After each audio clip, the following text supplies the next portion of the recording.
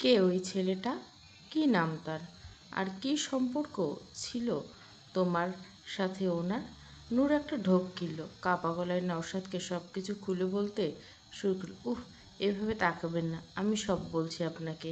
ওনার বাবা শহরে অনেক বড় উকিল, আর আমাদের এই গ্রামে চৌধুরী বাড়ি হলো ওনার নানা বাড়ি।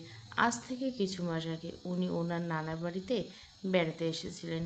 নওশাদ নূরের দিক থেকে চোখ সরালো না। সে শুনতে লাগলো। নূর একটা দীর্ঘশ্বাস ফেলে বলল, গ্রামে তখন মেলা বসেছিল। আমি আমার শহীদের সাথে মেলা দেখতে গিয়েছিলাম। ওই মেলাতে উনি প্রথম আমাকে দেখেন। এরপরে একদিন আমি যখন পুকুর ঘাট থেকে কলসি নিয়ে ফিরছিলাম, উনি হঠাৎ আমার সামনে এসে দাঁড়িয়ে এই নীলখামের চিঠিটা আমাকে দিকে বাড়িয়ে দেন। আমি খুব ভয় পেয়ে গেছিলাম। চিঠিটা নিয়ে দৌড়ে ঘরে চলে আসি। চিঠিতে শুধু লেখা ছিল, তোমাকে আমার খুব ভালো লেগেছে, তুমি কি আমার সাথে কথা বলবে? আমি আল্লাহর কসম খেয়ে বলছি, আমি ওনার চিঠির কোনো উত্তর দেয়নি। ওনার সাথে আমি কখনো একটা কথাও বলিনি। মা বাবা জানতে পারলে আমার পিঠের চামড়া তুলে ফেলতো।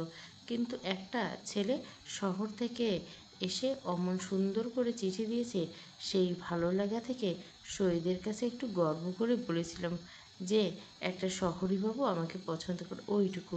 এর বাইরে কিছু না। এই তাহলে তোমার প্রেম কাহিনী? নওশাদ আর একটা কথা বাড়ালো না। নূরের মুখের দিকে আর না তাকিয়ে সে ধীর পায়ে জানলার দিকে এগিয়ে গেল। ভেতরের চাপা রাগটা খুব খুব শক্ত হাতে সামলে নিল। একটা চোরা হিংসে আর খটকা যে মনের এক কোণে এখনো খচখচ করছে তা নেই। নূর বিছানায় চুপচাপ বসেছিল। নওশাদের এই আকস্মিক নীরবতা আর শান্ত হয়ে যাওয়াটা তাকে আরও বেশি অপরাধী প্রমাণ করে দিচ্ছিল। সন্ধ্যা পেরিয়ে চারদিকে নিঝুম হয়ে এসলো। মহাজন বাড়ির বসার ঘরে নূর একা বসে আছে। ঠিক তখনই নূরের বাবা বাইরে বৈঠকখানা থেকে বাড়ির ভিতরে ঢুকলেন। বসার ঘরে নূরকে একা থাকতে দেখে তিনি চারিদিকে একবার চোখ বুলে জিজ্ঞেস করলেন, কিরে নূর, বাবা নওশাদ কই? রান্নাঘর থেকে নূরের মা তখনও বসার ঘরে এলেন।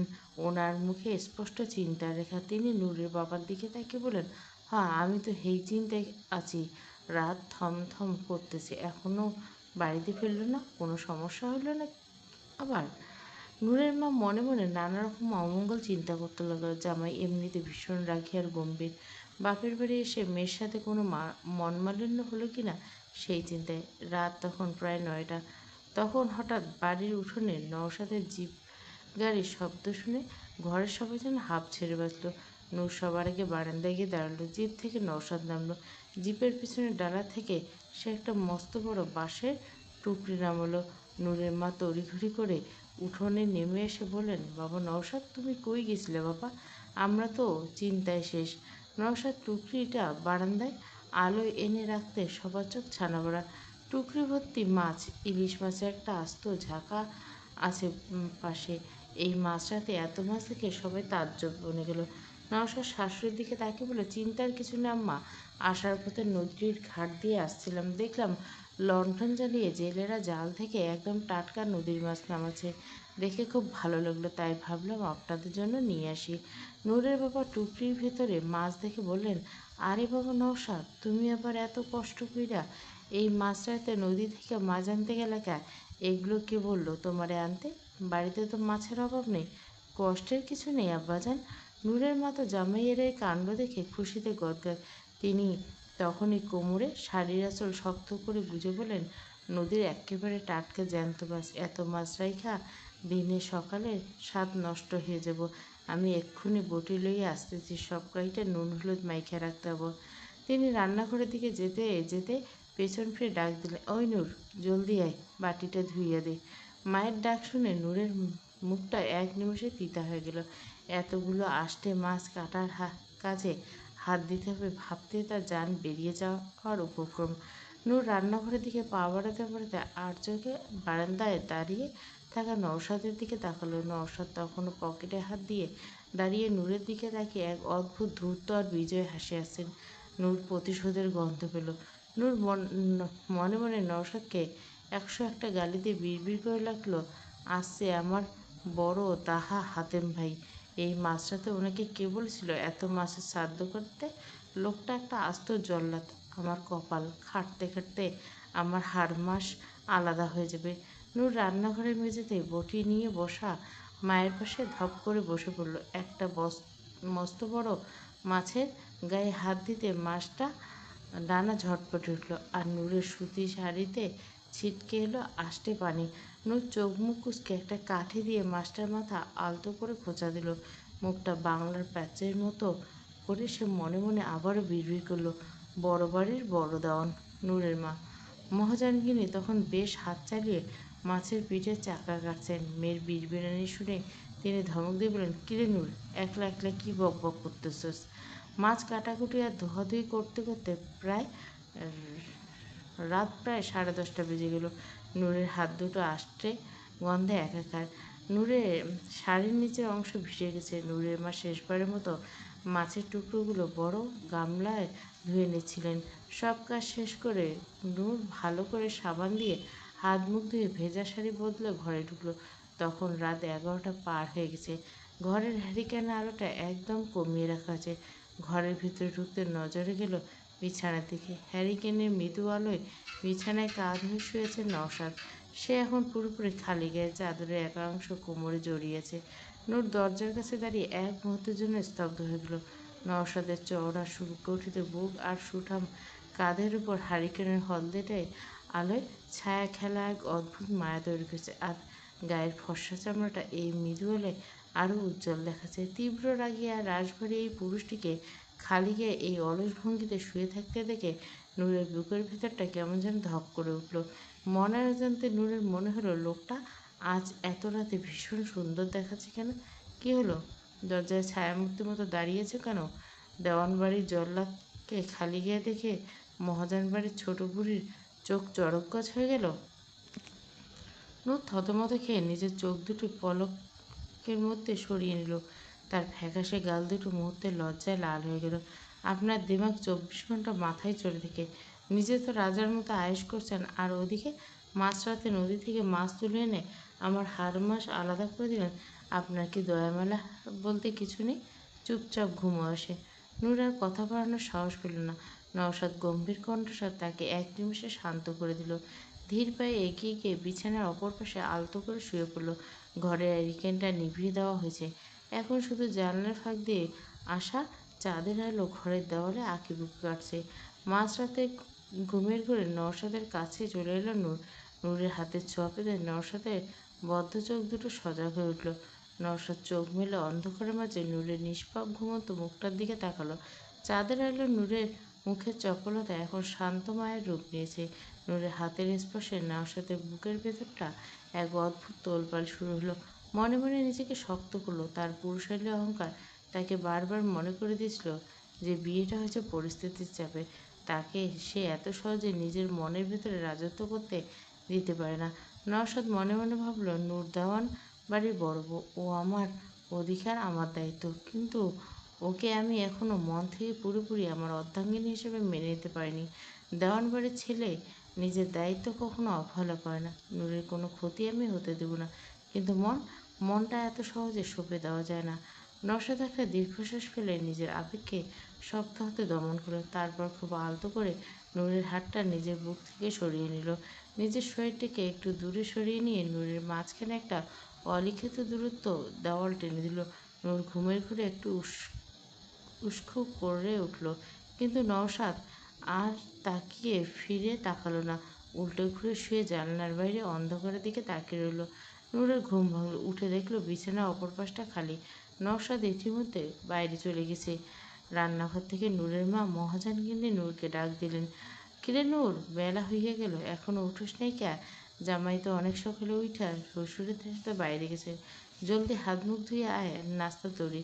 নূর বিছানা থেকে নেমে চোখ দুটো জ্বলতে জ্বলতে জানলার পাশে গিয়ে দাঁড়ালো। বাইরে উঠোনটা ঝকঝক, বাতাসে হালকা একটা ঠান্ডা ভাব। নিজেকে সামলে নিয়ে একটা দীর্ঘশ্বাস ফেলল। আলনা থেকে একটা সুতি শাড়ি টেনে নিয়ে কোনো মতে গায়ে জড়িয়ে ঘর থেকে বেরিয়ে গেল। হাত মুখ ধুয়ে নূর যখন নাস্তার টেবিলের কাছে চলে গেল, তখন সে সেখানে এক উৎসবমুখর পরিবেশ। নূরের বাবা আর নওশাদ পাশাপাশি বসে আছে। কাল রাতে আনা সেই টাটকা নদীর ইলিশ মাছ ভাজা আর গরম ধোয়া ওঠা খিচুড়ির সুবাসে পুরো বাড়ি মো মো করছে। নুরের বাবা জামাইয়ের পাতে আরও এক টুকরো মাছ তুলে দিতে দিতে বললেন, না বাবু নওশাদ, তোমার কাল রাতে এই কষ্ট বৃথা যায়নি। ইলিশটার স্বাদ মুখে লাগার এই থাকার মতন।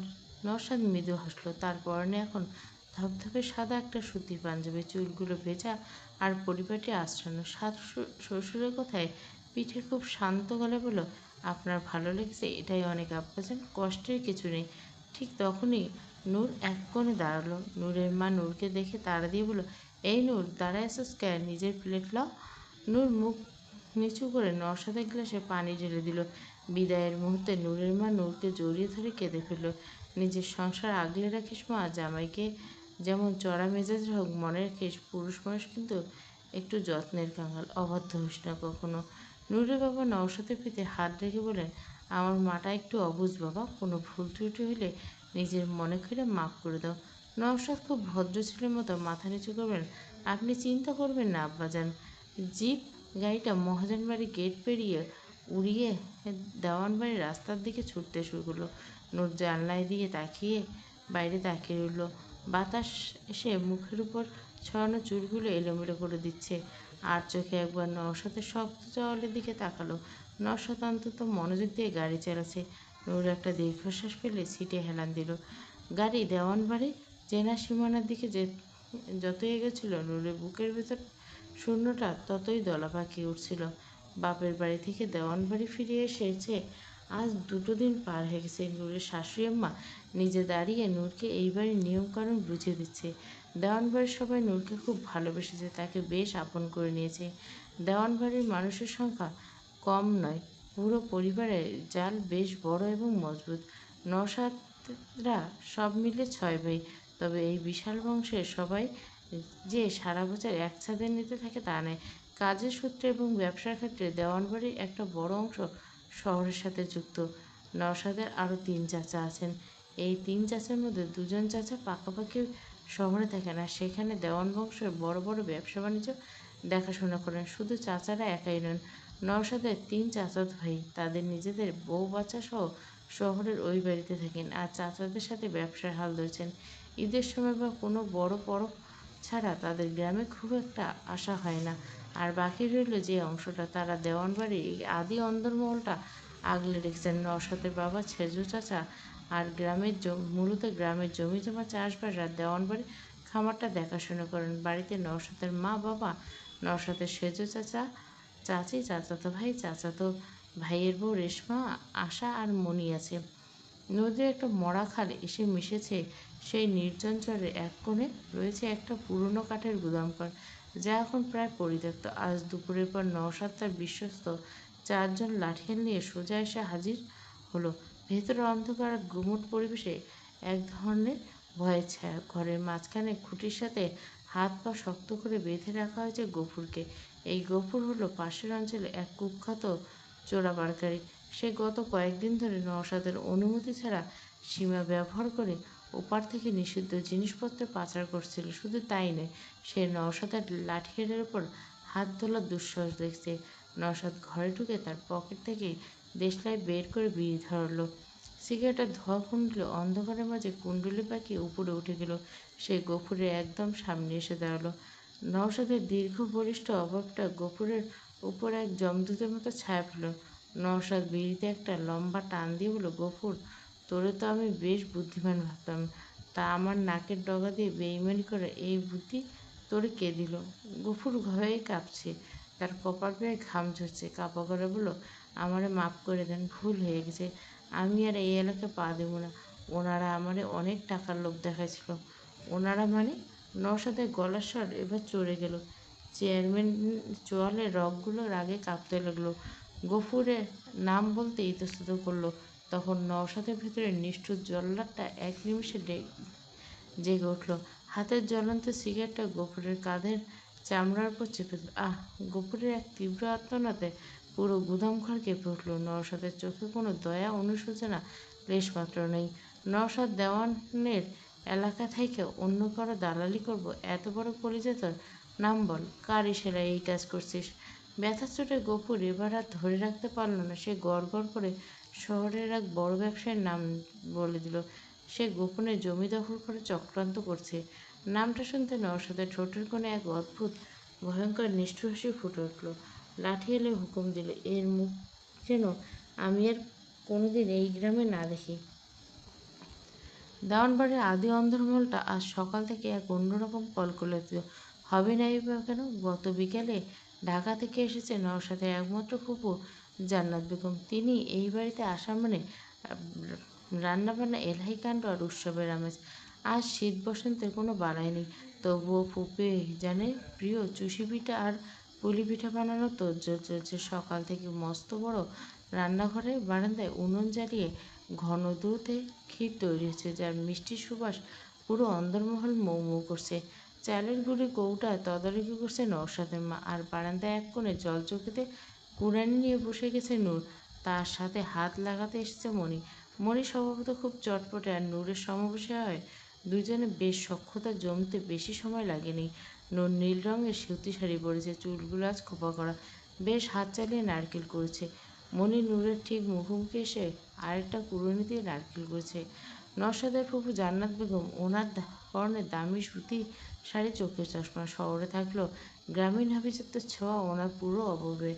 তিনি নূর আর মণিকে একসাথে বসে কাজ করতে দেখে বেশ খুশি হলেন। তিনি নূরের কাছে এসে ওনার নরম হাতটা নূরের মাথায় রেখেলেন। মাশাআল্লাহ, আমার ভাতিজার কপালে তো দেখি একেবারে লক্ষ্মী একখানা বউ জুটছে। নূর ফুপিজানের কথায় মৃদু হেসে মাথা নিচু করলেন। দেওয়ানবাড়ির এই মানুষগুলোর অমায়িক ব্যবহার তাকে প্রতি মুহূর্তে এক পরম তৃপ্তি দিচ্ছে। রাত তখন প্রায় 9:30। দেওয়ানবাড়ির বিশাল উঠোনে চাঁদের আলো এসে পড়ছে। ফুপুজান আসার কারণে আজ বাড়ির সবাই রাতের খাওয়া শেষ করে উঠোনে পাটি পেতে বসেছেন। ঠিক তখনই নওশাদ এলো। চোখে মুখে সারাদিনের ক্লান্তি আর গম্ভীর্য এক চেনা মিশ্রণ। নওশাদকে দেখে উঠোনে আড্ডাটা মুহূর্তের মধ্যে একটু থেমে গেল। সে কারো দিকে না থেকে শুধু তার মাকে উদ্দেশ্য করে শান্ত গলায় বলল, মা, আমি ঘরে যাচ্ছি বলে সে ধীর পায়ে অন্দরমহলের সিঁড়ির দিকে পা বাড়াল। নূর কথা বলতে বলতে আর চোখে নওশাদকে দেখল। লোকটির অভাবে কেমন যেন একটা ক্লান্তির ছোঁয়া, যা নূরের চোখ দুটো এড়াতে পারল না। সে আর এক মুহূর্ত সেখানে বসল না। মণি আর আসার কথার মাঝখানে ঝট করে উঠে দাঁড়িয়ে বলল, তোমরা গল্প করো, আমি একটু আসছি। নূর সোজা রান্নাঘরে গিয়ে কাঁসার চকচকে গ্লাসে এক গ্লাস ঠান্ডা পানি ঢেলে নিল। তারপর ধীর পায়ে পানির গ্লাসটা হাতে নিয়ে নওশাদের ঘরের দিকে এগিয়ে গেল। নূর যখন ঘরে ঢুকল, নওশাদ খাটের এক কোণে বসে তার পাঞ্জাবির বোতাম খুলছিল। নূর নিঃশব্দে এগিয়ে গিয়ে নওশাদের সামনে দাঁড়ালো। তারপর পানির গ্লাসটা নওশাদের দিকে বাড়িয়ে দিয়ে বলল, নিন, পানিটা খান। নওশাদ পাঞ্জাবির বোতাম খোলা থামিয়ে এক মুহূর্তের জন্য থমকে গেল। মাথা তুলে নূরের দিকে তাকালো। নূরের নিষ্পাপ মায়াবী মুখটা চোখের সামনে ভেসে উঠল। নওশাদ কোনো কথা না বলে নূরের হাত থেকে পানির গ্লাসটা নিল। নওশাদ এক টানে পুরো গ্লাস পানিটা খেয়ে নিল। গ্লাসটা পাশের টেবিলে রাখলো। চোখ দুটো তখনও নূরের উপর স্থির। নূর আর সেখানে দাঁড়ালো না। নওশাদের ওই তীব্র নেশাক্ত চোখের চাহনি দেখে তার বুকের ভেতরটা কেমন যেন ওলটপালট হয়ে গেল। শাড়ির আঁচলটা একটু টেনে নিয়ে ধীর পায়ে ঘর থেকে বেরিয়ে উঠোনে চলে গেল। নূর ঘর থেকে বেরিয়ে যেতেই পুরো ঘরে আবারও গভীর নীরবতা নেমে এলো। নওশাদ খাটের উপর একটু আয়েশ করে বসে হেলান দিল। তার ঠোঁটের কোণে এতক্ষণে এক টুকরো বাঁকা হাসি ফুটে উঠল। পরক্ষণে মনে নিচু স্বরে বিড়বিড় করে বলে উঠল, বাহ, আধপাগল বউটা দেখি এসব খেলো থেকে। নূর উঠোন থেকে যখন আবার ঘরে ফিরল, তখন তার বুকের ভিতরটা এক অজানা হিল্লোল দিচ্ছে। কিন্তু ঘরে পা রাখতে সে দেখল নওশাদ খাটে শুয়ে নেই। সে ঘরের মেহগনি কাঠের বড় চেয়ারটা খুব গম্ভীর হয়ে বসে আছে। হ্যারিকেনের আলোয় সে কিছুটা বাড়িয়ে দিয়েছে, যার ফলে ধারালো পুরুষের চেহারাটা প্রতিটি ভাঁজ স্পষ্ট বোঝা যাচ্ছে। নূরকে ঘরে ঢুকতে দেখে নওশাদ আর তার সেই গম্ভীর ভারী গলায় ডাক দিল, এদিকে এসো। নূর কাছে আসতে নওশাদ চেয়ার ছেড়ে উঠে দাঁড়ালো। নওশাদের দীর্ঘ চওড়া অবয়বটা নূরের খুব কাছে চলে আসায় নূর এক পা পিছিয়ে যেতে চাইল, কিন্তু পারল না। নওশাদের গায়ের সুগন্ধি নূর পেতে ভেতরের চঞ্চলতা নিমেষে উধাও হয়ে গেল। বুকের ভেতরটা কেমন যেন ওলটপালট হতে লাগলো। এক অদ্ভুত লজ্জা আর শিহরণ। তার ফ্যাকাশে গাল দুটো মুহূর্তে লাল হয়ে গেল। দেখে হাত দুটো থেকে, কেন, কী হয়েছে? দেখাতে বলছি, দেখাও। নূর তার দুটো হাত নওশাদের দিকে বাড়িয়ে এলো। নওশাদ এক মুহূর্ত দেরি না করে নূরের ফর্সা নরম হাত দুটো নিজের শক্ত ও চওড়া হাতের মুঠো নিল। উষ্ণ ছোঁয়ায় নূরের সারা শরীর যেন এক লহমায় শিউরে উঠল। নূরের হাতের উপর ফোসকা পড়ছে। নওশাদ চোখ দুটো সামান্য সরু করে নূরের দিকে তাকালো। ফোসকা পড়লো কিভাবে? ও কিছু না, আসলে ফুফুজানের জন্য নারকেল কুড়োতে গিয়েছিলাম তো তাই। নওশাদ কোনো কথা বলল না। নূরের হাতটা ওভাবে রেখে টেবিলের উপর থেকে একটা ছোট কাচের কৌটো তুলে নিল। কৌটো খুলে সে নিজের আঙুলে কিছু সাদা মলম লাগিয়ে নিল। আসলে একটু আগে নূর পানির গ্লাসটা নিয়ে এসেছিল। নওশাদ যখন গ্লাসটা হাত বাড়িয়েছিল তখনই নওশাদের তীক্ষ্ণ চোখ নূরের হাতের তালুর উপর ফোসকা পড়া দেখেছিল। নওশাদ খুব সাবধানে নূরের হাতে ফোসকার উপর মলম লাগিয়ে দিতে লাগলো। নওশাদ আঙুলের আলতো স্পর্শে নূরের চোখের পাতা দুটো লজ্জায় বুঝে এলো। হ্যারিকেনের হলদেটে আলোয় দেওয়ালের গায়ে দুজনে একটা বিশাল প্রতিবিম্ব তৈরি করছে। নূর এতক্ষণ চোখ বুজে থাকলে এবার সে ধীরে ধীরে চোখের পাতা দুটো মেলল। তার ডাগর ডাগর চোখ দুটো সোজা গিয়ে পড়ল নওশাদের মুখের উপর। নূর মনে মনে ভাবছে তার অপলক দৃষ্টি নওশাদকে দেখছে। লোকটার এই রূপ নূরের কাছে এত বেশি নতুন আর এত বেশি সুন্দর লাগছে যে সে নিজের চোখ দুটো আর সরাতে পারছে না। গ্রামের মানুষ যাকে এক ডাকে বাঘের মতো ভয় পায় সে নূরের হাত দুটোতে মলম লাগিয়ে দিচ্ছে।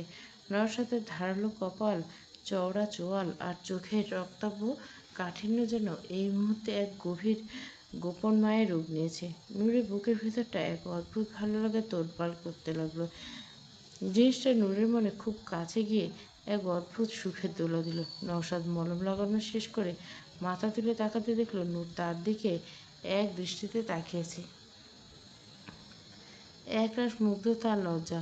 নূরের এই আকুল চাহনি দেখে নওশাদের বুকের ভেতরটা যেন কেমন ধক করে উঠল। কি হলো দেওয়ানবাড়ির বড় বিবির ওভাবে হা করে কি দেখছো?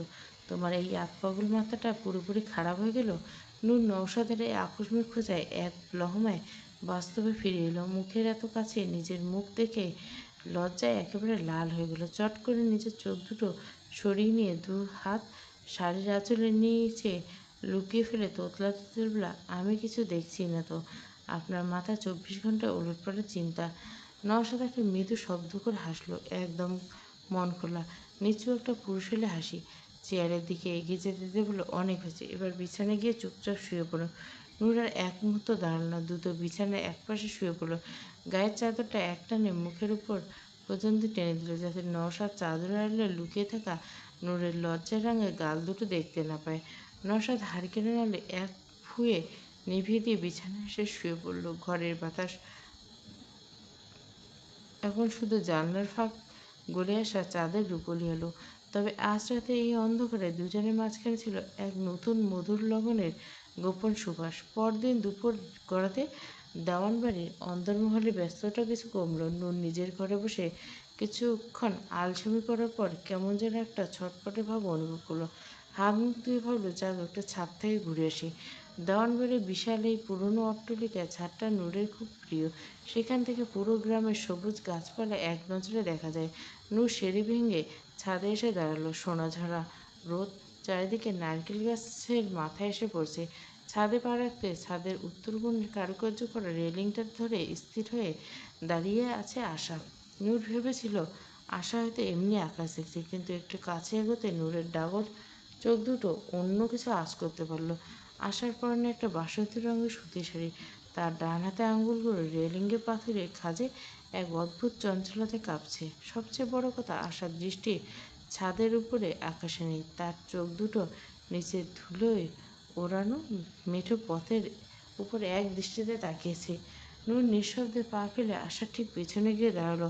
আশা নিজের শাড়ির আঁচলটা দাঁত দিয়ে চেপে ধরে নিজের দিকে তাকিয়ে এক মনে মৃদু মৃদু হাসছে। চোখে তার এক গোপন ব্যাকুলতা আর মুগ্ধতা মাখামাখি হয়ে আছে। নূর কৌতূহলে সে আশার দৃষ্টি অনুসরণ করলো, করে নিচে মেঠো পথের দিকে তাকালো। দেওয়ানবাড়ির সীমানা ঘেঁষে যে কাঁচা রাস্তাটা গ্রামের স্কুলের দিকে চলে গেছে, সেই রাস্তা দিয়ে একটা কালো সাইকেল চালিয়ে ধীর পায়ে যাচ্ছে গ্রামের নতুন মাস্টার। পরনে একটা সাধারণ হালকা রঙের সুতির পাঞ্জাবি, কাঁধে ঝুলছে চটের একখানা ঝোলা ব্যাগ, যাতে কিছু খাতাপত্র গোছা। আর সৌম্য শান্ত ও মৃদু স্বভাবের জন্য পুরো গ্রাম মানুষ ভীষণ শ্রদ্ধা করে। সে দেওয়ানবাড়ির বড় দেওয়ালের পাশ দিয়ে যখন সাইকেল চালিয়ে যাচ্ছিল, এদিকে বিশাল ছাদ থেকে কেউ একজন নিজের মনের সমস্ত আকুলতা ঢেলে ওনাকে দেখছে। সাইকেলের পেছনে চাকার ক্রিং ক্রিং শব্দটা বাতাসে মিলিয়ে যাওয়া পর্যন্ত আশা ওভাবে মোহগ্রস্তের মতো তাকিয়ে রইল। নূর আর বুঝতে বাকি রইল না যে দেওয়ানবাড়ির এই আদরি মেয়ের মনের ভেতরে আসলে কোনো বসন্তের হাওয়া লেগেছে। তার ঠোঁটের কোণে এক দুষ্টুমি ভরা হাসি ফুটে উঠল। হুট করে আশার একদম কাঁধের উপর দুহাত রেখে পিছন থেকে চেপে ধরল এবং কানের কাছে মুখ নিয়ে ফিসফিস করল, কী গো আশা, ছাদ থেকে ওভাবে শাড়ির আঁচল কামড়ে কার দিকে চোখ জুড়ানো হচ্ছে শুনি? মাস্টারমশাই সাইকেলের চাকা কি তবে এই দেওয়ানবাড়ির মেয়ের মনের উপর দিয়ে ঘুরে গেলাম? আশা চমকে নূরের এই আকস্মিক উপস্থিতি আর চেপে ধরায় রীতিমতো আকাশ থেকে পড়ল। চমকে উঠে রেলিং থেকে এক পা পিছিয়ে গেল। ফর্সা মুখটা মুহূর্তের লজ্জায় ও ভয়ে একদম টকটকে লাল হয়ে গেল। নিজের হাত দুটো আড়াল করার চেষ্টা করে থতমত গলে বলল, কী যাতা বলছো ভাবি? আমি আমি তো এমনিতে নিচে রাস্তায় দেখছিলাম, ওখানে তো কত মানুষ। নূর এবার আশার দু হাতে নিজের হাতের মুঠো শক্ত করে চেপে ধরল। ননদিনের হাত চেপে ধরে এক ধূর্ত আর বিজয় হাসি হাসল।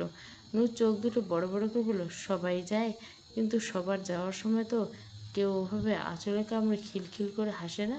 আমি অনেকক্ষণ ধরে দেখছি আশা, তোমার সেই ওই চোখের চাহনি আর মুখের হাসি সব বলে দিচ্ছে। সত্যি করে বলো তো, ঘটনা কত দূরে এগিয়েছে? নয়তো আমি এখনই তোমার বড় ভাইজানকে সব বলে দিব। বড় ভাইজানের নাম শুনতে আশার বুকের ভেতরটা ভয়ে টিপ টিপ করে উঠল। খুব ভালো করে জানে বড় ভাইজান একদিকে যেমন ভালোবাসা, অন্যদিকে তার মেজাজ আর শাসন করা। দেওয়ানবাড়ির মেয়ে হয়ে গ্রামের এক সাধারণ স্কুল মাস্টারের প্রেমে পড়ার কথা ভাইজান জানতে পারলে তুলকালাম হবে। তা ভেবে আশার হাত পা ঠান্ডা হয়ে গেল। সে নিজের ভেতরে এই চাপা গোপন গল্পটা লুকিয়ে রাখতে পারল না। চোখ দুটো মুহূর্তে ছলছল করে উঠল। নূরের হাত দুটো শক্ত করে ধরে মিনতি সুরে এবং অন্তত নিচে গলে বলল, দোহাই তোমার ভাবি, বড় ভাইজানকে কিছু বলো না। ওনার কানে এই কথা বলে আমার একদম মরণ হবে। নূরের আশা আর ভয়টা বুঝতে পেরে নিজের গলার স্বর নরম করলো। আশাকে একটু কাছে টেনে বলল, আরে ধুর পাগলি, আমি কি সত্যি সত্যি ওনাকে বলতে চাচ্ছি নাকি? আমি তো ওনার মনের কথা, তোমার মনের কথা জানতে চেয়েছি, বলো না আশা। আশা একটা দীর্ঘশ্বাস ফেলল। ছাদের কোণে বাতাস তখন আরও একটু মিষ্টি হয়ে বইছিল। মাথা নিচু করে মেঝের দিকে তাকিয়ে লজ্জাজড়িত গলায় নিজের মনের গোপন দরজাটা নূরের সামনে খুলে দিল। আমি আমি ওনাকে মনে মনে খুব পছন্দ করি ভাবি। উনি হয়তো দেওয়ানবাড়ির মতো অত ধনী না, খুব সাধারণ একটা মানুষ, কিন্তু ওনার ওই চোখ দুটোর মধ্যে এক অদ্ভুত সত্যতা আছে। আমি শুধু এই ছাদের কোণে দাঁড়িয়ে ওনাকে দেখেই নিজের মনটাকে শান্তি রাখি। নূর আশার এই সরল পবিত্র ভালোবাসার কথা শুনে মুহূর্তের জন্য স্তব্ধ হয়ে গেল। আশাকে বুকে জড়িয়ে ধরল, আশ্বস্ত করে হাসি মুখে বলল, ঠিক আছে পাগলি, শান্ত হ। আমি কাউকে কিছু বলবো না, এই কথা আমাদের দুজনের মধ্যে থাকবে। নূরের এই আশ্বাসে আশার বুকের উপর থেকে যেন এক মস্ত বড় পাথর নেমে গেল। সে খুশিতে আর কৃতজ্ঞতায় নূরকে আর শক্ত করে জড়িয়ে দিল। তার চোখের কোণে লেগে থাকা ভয়ের জলটা নিমেষে উধাও হয়ে গেল। আশা নূরের বুকে মুখ লুকিয়ে খুব আবেগ জড়ানো গলায় বলে, ধন্যবাদ ভাবিজান, তুমি আসলে খুব ভালো। আগের ভাবি তো। আশা এটুকু বলে হুট করে থেমে গেল। সে যেন নিজের অজান্তে এমন একটা কথা মুখ দিয়ে বের করে ফেলছে যা এই বাড়িতে বলা বারণ। চট করে নূরের বুক থেকে মাথা তুলে নিজের ঠোঁট দুটো চেপে ধরল। চোখে আবার এক নতুন ধরনের জড়তা আর ভয় খেলা করলো। নূর আশার এই আকস্মিক থমকে যাওয়া থেকে আগের ভাবে শব্দটা শুনে মনে মনে বেশ চমকে উঠল। বিয়ের পর রেশমার মুখে নূর শুনেছিল যে নওশাদের প্রথম স্ত্রী মারা গেছে, কিন্তু সেই প্রথম স্ত্রী মানুষ হিসেবে কেমন ছিল আর তার সাথে নওশাদের কেমন সম্পর্ক, সে বিষয়ে এইবারে কেউ কখনো নূরের সামনে মুখ খোলেনি। নওশাদ নিজেও এই অতীতকে এক গভীর অন্ধকারে লুকিয়ে রেখেছে। নূর আশার দুই কাঁধ ধরে একটু ঝাঁকুনি দিল, দিয়ে ব্যাকুল করে জিজ্ঞেস করলো, আগের ভাবি মানে? বলো। আশা থেমে গেলে কেন? আগের ভাবি কেমন ছিল? আশা আমতা আমতা করে বলল, আগের ভাবি কেমন ছিল? ও ভাবিজান সবসময় গম্ভীর, কেমন যেন একটা অহংকার নিয়ে থাকতো। আমাদের সাথে খুব একটা মন খুলে কথা বলতো না। বড় ভাইজানের মেজাজ ওনার সাথে থাকার সময় আরও বেশি কড়া হয়ে গেছিলো। পুরো ঘরটা কেমন যেন গুমোট লাগতো। কিন্তু তুমি আসার পর থেকে এই বাড়িটা আবার হাসতে শিখছে। তুমি সত্যিই ভালো। এইটুকু বলে আশা আর এক মুহূর্ত সেখানে দাঁড়ালো না। সে নিজের ভুলের খেসারত দিয়ে তাড়াহুড়ো করে নূরের হাত থেকে নিজেকে ছাড়িয়ে নিল। মা নিচে হয়তো ডাকছে, আমি যাই ভাবি বলে সে এক প্রকার দৌড়ে ছাদের সিঁড়ির দিকে চলে গেল। নূর ছাদের রেলিংটা ধরে একলা দাঁড়িয়ে রইল। আশা চলে যাওয়ার দিকে তাকিয়ে নূরের মনের ভিতরে এক নতুন খটকা আর কৌতূহল উঁকি দিল। ছাদ থেকে নেমে আসার পর থেকে নূরের মনের ভেতর কেমন যেন উথাল পাতাল হাওয়া বইছে। আশার মুখে শোনা আগের ভাবি গল্পটা তার অবুঝ মনে এক নতুন ভাবনার জন্ম দিল। তবে দেওয়ানবাড়ির ব্যস্ততা মনে ভেতরে বেশিক্ষণ কোনো চিন্তা ধরে রাখতে দেয় না। দেখতে দেখতে সূর্য পাটে বসলো এবং চারিদিকে বাঁশ ঝাড়ের উপর সন্ধ্যা আবছা অন্ধকার ঘুমিয়ে এলো। ফুপিজান কাল ঢাকায় ফিরে যাবেন, তাই রাতের খাবারের জন্য অন্দরমহলে এলাই কাণ্ড শুরু করে দিছে। রান্নাঘরে শাশুড়ি আর সেজ চাচি শাশুড়ির সাথে হাত লাগিয়ে নূরও বেশ খানিকটা ক্লান্ত। রেশমার বাচ্চা হয়ে তাই হাত লাগাতে দেয় না কাজে।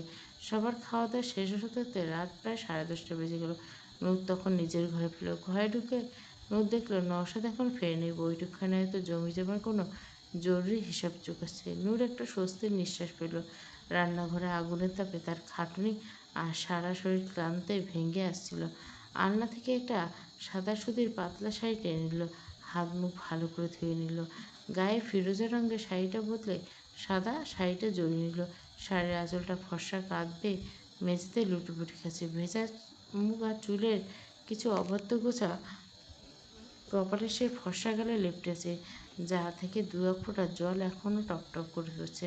নূরের ঘরে হ্যারিকেনটা জ্বালানো না। উত্তর দিকে এই বিশাল জানলা দিয়ে আজ রূপোর থালার মতো গোল চারটা আলো সরাসরি ঘরের ভিতরে এসে পড়ছে। চাঁদের আলো পুরো ঘরটা যেন এক অপার্থিব রূপ নিয়েছে। নূর জানলার গ্রিল ধরে মেঝের উপর হাঁটু মুড়ে বসলো। রাতের এই চনমনে হাওয়াটা তার ভেতরের সমস্ত ক্লান্তিকে জুড়িয়ে দিচ্ছিল। আপন মনে জানলার বাইরে তাকিয়ে গুনগুন করে একটা চেনা মেঠোর সুর গুনগুন করতে লাগলো। চাঁদের রূপলি আলোয় নূরের ফর্সা মুখে ডাগর ডাগর চোখে পড়ায় তাকে। এই মাঝরাতে কোনো সাধারণ মানবী নয়, বরং আকাশ থেকে নেমে আসা কোনো এক পরিচ্ছন্ন পরীর মতো দেখাচ্ছিল। ঠিক তখনই বৈঠকখানার সব কাজ শেষ করে ক্লান্ত পায়ে ঘরের দরজা ঠেলে ভেতরে ঢুকলো নওশাদ। কাঁধে একটা চাদর ঝোলানো। বাইরের অন্ধকার জগতে নানা জটিলতা ওনার মাথা তখনও বেশ গরম হয়েছিল। নিঃশ্বাস ছিল ভারী। কিন্তু ঘরে ঢুকে নওশাদ দরজার কাছে এক নিমিষে স্তব্ধ হয়ে থমকে দাঁড়াল। জানলার পাশে চাঁদের আলোয় বসে থাকা মেয়েটার মধ্যে এক গভীর বুক কাঁপানো স্নিগ্ধতা। নওশাদ দরজা হাতলটা ধরে ওভাবে স্থির হয়ে বসে রইল। নূরের অবাধ্য চুল বাতাসে ঝাপটায় আলতো করে উড়ে গিয়েছে। সাদা শাড়ির আড়ালে নূরের ছিপছিপে সুগঠিত অবয়বটা চাঁদের আলোয় এক অদ্ভুত মায়া তৈরি করছে। নূরের কণ্ঠে গুনগুন গান রাতের নির্জনতাকে এক সম্মোহন রূপ দিচ্ছিল। নওশাদ মনে মনে নিজেকে বারবার সতর্ক করলো, নওশাদ দেওয়ান নিজেকে সামলাও, এই মেয়ে রূপের ফাঁদে এভাবে পা দিও না। কিন্তু তার অবচেতন মন আজ কোনো শাসন, কোনো পুরুষকারী অহংকার মানতে চাইল না। সে চাইলে অপলক দৃষ্টিতে তাকিয়ে রইল নূরের অনন্য সৌন্দর্যে নিষ্পাপ মুখটার দিকে। নওশাদের বুকের ভেতরটা কেমন যেন খাঁ করে উঠল। আজ যেন দুর্গের শেষ ইটটাকেও এক ধাক্কায় গুঁড়িয়ে দিল। সমস্ত রাগ, সমস্ত নিষ্ঠুরতা যেন নূরের ওই একচিলতে সৌন্দর্যের সামনে এসে এক নিমিষে কর্পূরের মতো উড়ে গেল। নওশাদ কতক্ষণ ওভাবে তাকিয়ে রইল কোনো হিসাব নেই। এক সময় নওশাদ কাঁধের চাদরটা আলনাতে রাখার হালকা শব্দে নূর গুনগুন গানটা এক লহমায় থেমে গেল। নূর চমকে উঠে পিছন ফিরে তাকালো। দরজার কাছে নওশাদকে ওভাবে দাঁড়িয়ে থাকতে দেখে তাড়াহুড়ো করে মেঝে থেকে উঠে দাঁড়াতে গেল, কিন্তু কিছু নিজের শাড়ির দীর্ঘ আঁচলে পা লেগে কিছুটা ভারসাম্য হারিয়ে ফেলল। নওশাদ এক পলক দেরি না করে বড় বড় পদক্ষেপে এগিয়ে এসে নূরের কোমর নিজের শক্ত বুকের সাথে জড়িয়ে নিল। দুজনের চোখ সরাসরি মুখে এসে থমকে দাঁড়াল। নওশাদ তীব্র নেশাক্ত গভীর চোখ দুটো নূরের ফর্সা মুখের প্রতিটি ভাঁজে আর তার কাঁপতে থাকা ঠোঁটের উপর আলতো করে ঘুরে বেড়াতে লাগলো। নওশাদের গায়ে পুরুষ এলে কড়া সুগন্ধ নূরের মুখে লাগতে নূরের সারা শরীর লজ্জায় আর অদ্ভুত ভালো লাগে শিউরে উঠল। নওশাদের তীব্র ও তৃষ্ণার্ত চাহনি নূরের প্রতিটি অনুভবকে যেন অসাড় করে দিচ্ছিল। নওশাদ শক্ত হাতের বাঁধন নূরকে এক অদ্ভুত আবেশে অবচ্ছন্ন করে ফেলছে। চাঁদের আলোয় নওশাদ অপলক দৃষ্টিতে নূরের কাঁপতে থাকা ঠোঁট আর লজ্জায় বসে আসা চোখ দুটোর দিকে তাকিয়ে রইল। ভেতরের সমস্ত ক্লান্তি আর ক্ষোভ যেন এই মুহূর্তের স্পর্শে গলে জল হয়ে যাচ্ছিল। নওশাদ নূরের ফর্সা মুখের উপর ঝুঁকে এলো। নওশাদের তপ্ত নিঃশ্বাস নূরের গালে এসে লাগতে নূর আলতো করে নওশাদের শক্ত পাঞ্জাবিটা খামচে দিল, কিন্তু নওশাদ সেখানে থামলো না। বাম হাত উঠে এলো নূরের মাথার পিছনে। সেখানে একটা ছোট কাঁটা দিয়ে নূরের চুলগুলো আধখোলা অবস্থায় আটকানো, যা রান্নাঘর থেকে আসার সময় নূর তাড়াহুড়ো করে গুঁজে দিয়েছিল। নওশাদ অন্তত নিখুঁত আলতো করে ছোঁয়া কাঁটাটা একটানে খুলে দিল। কাঁটা খুলে দিতে যেন এক মায়ায় বাঁধানো আলগা হয়ে গেল। নূরের মেঘবরণ ঘন কালো রেশমি চুলগুলো এক ঝটকায় মুক্ত হয়ে পিঠ বেয়ে চারিদিকে ছড়িয়ে পড়ল। কিছু অবাধ্য ভেজা চুলগোছা নূরের ফর্সা গাল ও গলার উপর আছড়ে পড়ল। ছড়িয়ে পড়া চুলে বৈপরীত্য থেকে নওশাদের চোখের গভীরতা আর তীব্র হয়ে গেল। কাঁটাটা খাটের পাশে টেবিলে ছুঁড়ে ফেলে দিয়ে নূরের চুলের ভিতরে নিজের আঙুলগুলো ডুবিয়ে দিল। নূর লজ্জায় থাকতে না পারে নিজের মুখটা নওশাদের চওড়া বুকে লুকিয়ে ফেলল। নওশাদ নূরের নরম পিঠময় ছড়িয়ে থাকা কেশে নাসিকা চেপে দিল। এক গভীর নিঃশ্বাস টেনে নওশাদ নূরের চুলের সুবাস বুকে টেনে নিল। চুলে এক অদ্ভুত বিশুদ্ধ ঘ্রাণ। সে অতি সাধারণ ঘ্রাণ নওশাদের স্নায়ুতে এক তীব্র নেশার মতো ছড়িয়ে পড়ল। বাইরের জগতের সমস্ত জটিলতা মস্তিষ্ক এই এক লহমায় শান্ত হয়ে গেল। নওশাদের মনে হলো পৃথিবীতে সমস্ত ক্লান্তি ভুলে এই শুধু এই সুবাস সম্বলটুকু করে একটা পুরো জীবন পার করে দেওয়া যাবে। নওশাদ নূরের চুলে সুবাস নিতে নিতে নিজের ঠোঁট দুটো আলতো করে ছুঁয়ে দিল নূরের কানের ঠিক পেছনের ফর্সা চামড়ায়। পুরুষালী ছোঁয়া লাগামহীন এক কম্পন তুলে দিল নূরের সারা শরীর। নূর নওশাদের বুকের পাঞ্জাবিটা আরো শক্ত করে খামচে ধরল। লজ্জায় আর এক নাম না জানা তীব্র ভালো লাগায় পায়ের আঙুলগুলো মেঝের দিকে দুমড়ে মুচড়ে আসলো। কাঁপা কাঁপা গলায় শুধু এক টুকরো মেরে চলল, ছাড়ুন। নওশাদ নূরকে ছাড়ল না, বরং এক হাত নূরের কোমর থেকে সরে এসে নূরের চিবুকটা আলতো করে ধরে মুখটা নিজের দিকে তুলে নিল। চাঁদের আলো বোঝায় নূরের চোখ দুটো তখন আধা বোঝা, ঠোঁট দুটো কাঁপছে আর গাল দুটো লজ্জায় চরম সীমানায় পৌঁছে লাল বর্ণ ধারণ করছে। নওশাদের তৃষ্ণার্ত ঠোঁট দুটো সরাসরি চেপে বসল নূরের কাঁপতে থাকা ওষ্ঠাধরে। এক তীব্র গভীর অনুভূতি জোয়ারে ভেসে গেল ঘরের ভেতরে সমস্ত নীরবতা। নওশাদ গভীর নূরের পুরো শরীর বিশ্ব যেন এক লহমায় ওলটপালট হয়ে গেল। নূরের মনে হলো তার পায়ের তলা থেকে শক্ত মেঝেটা আচমকা সরে গেছে। সে যেন মহাশূন্যে কোনো এক মেঘের ভেলায় ভেসে বেড়াচ্ছে। নওশাদ ঠোঁটের চাপ নূরের ঠোঁটের সবটুকু জড়তা নিমেষে শুষে নিল। প্রথম প্রথম নূরের ভিতরে এক অজানা আশঙ্কা শিউরে উঠল। পরের মুহূর্তে নওশাদের পুরুষালী কড়া সুবাস সবটুকু প্রতিরোধ ভেঙে গুঁড়িয়ে দিল। নূর নিজের অজান্তে নওশাদের গলার উপর দু হাত তুলে দিল। নওশাদের তার ডাগর চোখ দুটো এতক্ষণ পুরোপুরি বুঝে এলো। লজ্জা আর ভালো লাগা এক অদ্ভুত মিশ্রণ অনুভূতির নূরের নিঃশ্বাস দ্রুত থেকে দ্রুততর হতে লাগলো। নওশাদের প্রতিটি নিবিড় ছোঁয়া নূরের রক্তে এক ধরনের মিষ্টি আগুন জ্বালিয়ে দিচ্ছিল, যা তাকে শুধু আরো বেশি করে নওশাদের বুকের ভেতর লুকিয়ে যেতে বাধ্য করলো। খানিক বাদে নওশাদ ধীর গতিতে নূরের দুজনের নিঃশ্বাস রীতিমতো ঝোড়ো হাওয়া বইছে। ঘরের ভেতরে বাতাসটার জন্য এক উত্তাপ ও তীব্রতায় ভারী হয়েছে। ঠিক তখনই যেন আচমকা নওশাদের নিজের হুঁশ ফিরল। নিজের ভেতরে এই লাগামহীন তীব্রতা ও আত্মনিয়ন্ত্রণ হারানোর বোধ তাকে যেন এক লহমায় স্তব্ধ করে উঠল। নিজেকে সামলাতে নওশাদ ঝট করে নূরের থেকে দূরে সরে গেল। নূরের দিকে চোখ সরিয়ে নিল। এক মুহূর্ত আর সেই ঘরে দাঁড়ালো না। অন্তত দ্রুত পায়ে ঘরের দরজা খুলে বাইরে অন্ধকারের দিকে পা বাড়ল। জেনে এই মোহময় পরিবেশে থেকে নিজেকে মুক্ত করাই তার একমাত্র লক্ষ্য। এদিকে নওশাদ ঘর থেকে বেরিয়ে যেতে নূর যেন এক ঘোরের জগৎ থেকে বাস্তবে ফিরে এলো। লজ্জায় আর এক নাম না জানা তীব্র আলোড়ন তার সারা শরীর কাঁপছে। এতক্ষণ তাদের মধ্যে ঠিক কী হয়ে গেল তা ভেবে ফর্সা গাল দুটো অভদ্রেব লাল বর্ণ ধারণ করছে। নিজের ঠোঁটে হাত দিয়ে এক লহমায় স্তব্ধ হয়ে রইল।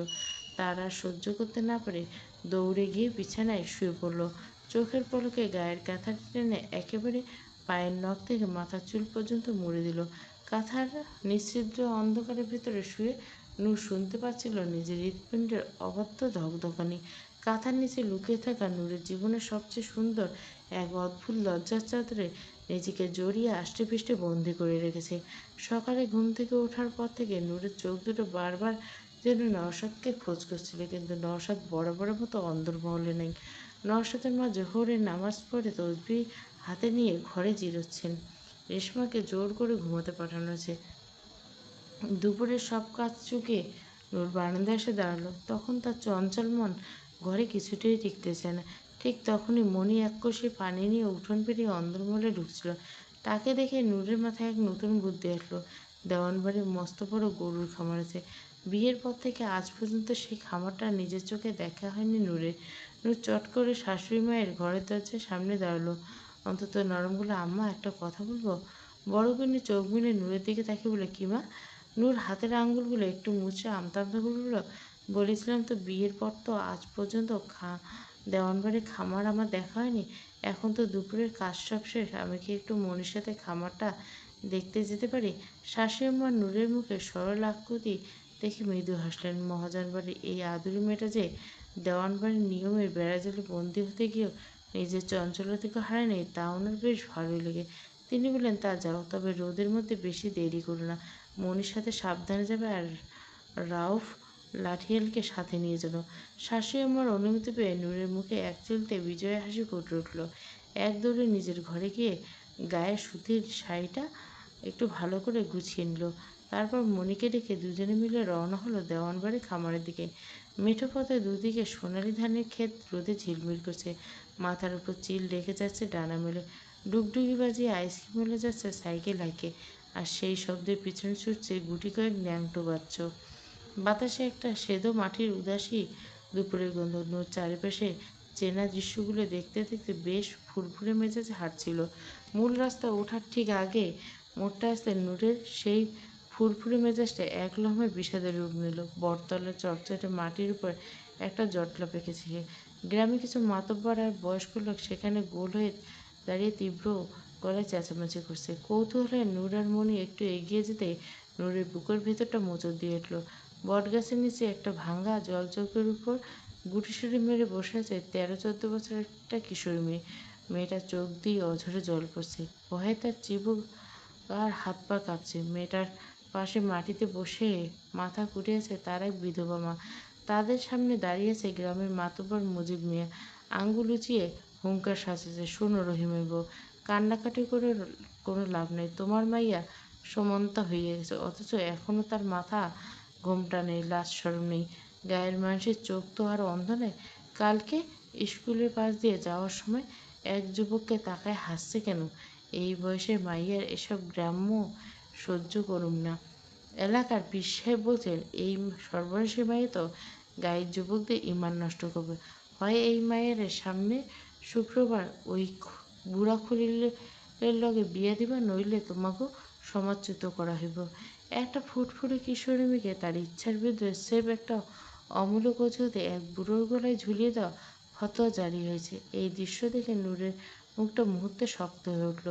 নূরের মনে হলো এই মেয়েটা তো ঠিক তার মতোই নিষ্পাপ। কেবল একটা হাসির অপরাধে তার পুরো জীবন এভাবে অন্ধকারের দিকে ঠেলে দেওয়া হচ্ছে।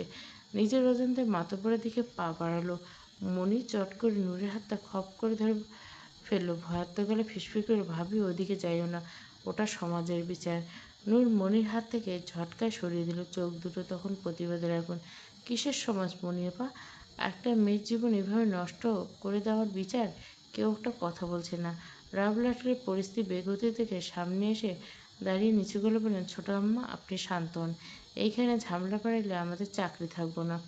নূর থমকে দাঁড়ালো। সে বুঝতে পারলো এই মুহূর্তে একা গিয়ে মাতব্বরের সাথে তর্ক করে লাভ কিছুই হবে না। উল্টে দেওয়ানবাড়ির মান সম্মানের অজুহাতে এই মেয়েটার উপর অত্যাচার আরও বেড়ে যেতে পারে।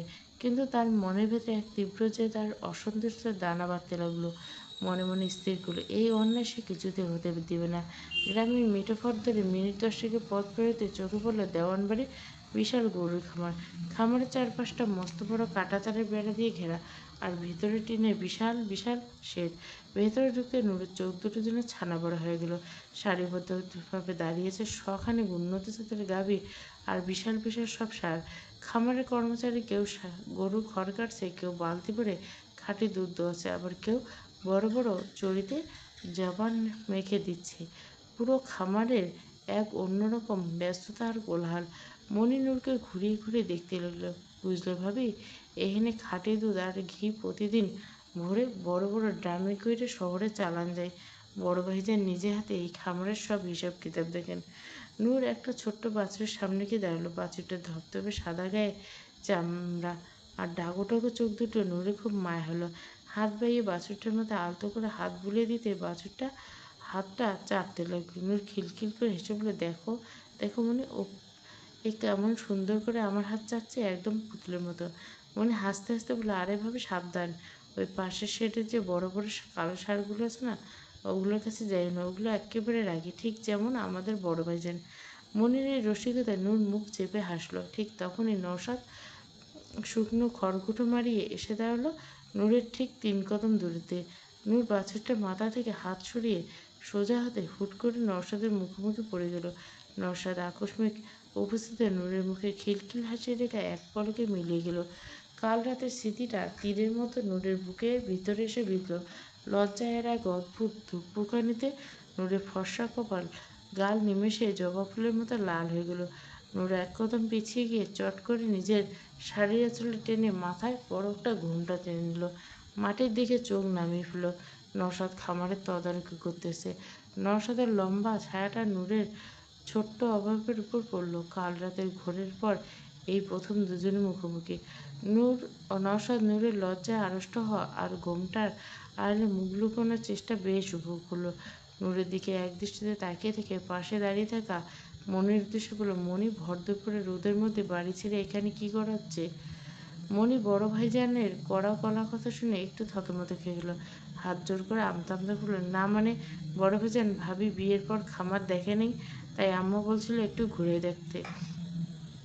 নওশাদ এক মুহূর্তের জন্য নূরের আনত মুখের দিকে তাকালো। মাথার ঘোমটাটা দিলে নূরের রাঙা কান দুটো আর কাঁপতে থাকা হাতের আঙুলগুলো স্পষ্ট বলে দিচ্ছিল যে কাল রাতের ঝড় সে এখনো ভুলতে পারেনি। নওশাদ তার পকেটে হাত গুজে লাঠিয়ালের দিকে ফিরে হুকুম দিল, রৌফ, নূর আর মনিকে নিয়ে এখনই দেওয়ানবাড়ি ফিরিয়ে যাও, দুপুরে কড়া রোদ। নওশাদের এই অঘম হুকুম শুনে মনি একটু সাহস সঞ্চয় করে সামনে এগিয়ে এলো। 2 হাত জোর করে মিনতি শুরু, ভাইজান আর একটুখানি থাকি। মনি সাধারণত নওশাদের মুখের উপর কথা বলার সাহস পায় না, কিন্তু নূরের করুণ আর আকুল চোখ দুটোর দিকে তাকে আজ সে বলল। নওশাদ এক পলক তাকালো নূরের দিকে। ঘোমটার আড়ালে থেকে নূরের ডাগর চোখ দুটো মাটির দিকে নিবন্ধ। তার চেহারার চঞ্চলতা আর খামার দেওয়ার তীব্র কৌতূহল নওশাদের নজর এলো না। নওশাদ নিজের গলার রাশভারী ভাবটা বজায় রেখে গম্ভীর গল্পে, ঠিক আছে, কথাটা বলে নওশাদ আর 1 সেকেন্ডও সেখানে দাঁড়ালো না। খামারের ভেতরে মূল ভবনের দিকে চলে গেল। নওশাদ চলে যাওয়ার দিকে তাকিয়ে নূর একটা দীর্ঘ নিঃশ্বাস ফেলল, যেন বুকের ভেতরের উপর একটা মস্ত বড় পাথর নেমে গেল। নওশাদ চোখের আড়ালে মনি নূরের হাত ধরে খুশিতে একটা মৃদু ঝাঁকুনি দিল। নূর এক ছুটে এলো খামারের ঠিক মাঝখানে বড় টিনের শেডটা। সেখানে সারি সারি চারিতে খড় আর খৈল্য ভুসি মেখে জাবনা দেওয়া হচ্ছে। নূর কৌতূহলে কর্মচারীদের হাত থেকে কাঠের মস্ত বড় ঘুটনিটা নিজে হাতে নিল। আর এভাবে করতেছেন কি? কাপড়ে গোবরের ছিটে লাগবে তো, মনি চেঁচিয়ে উঠল। নূর তো কথাই কানে নিল না।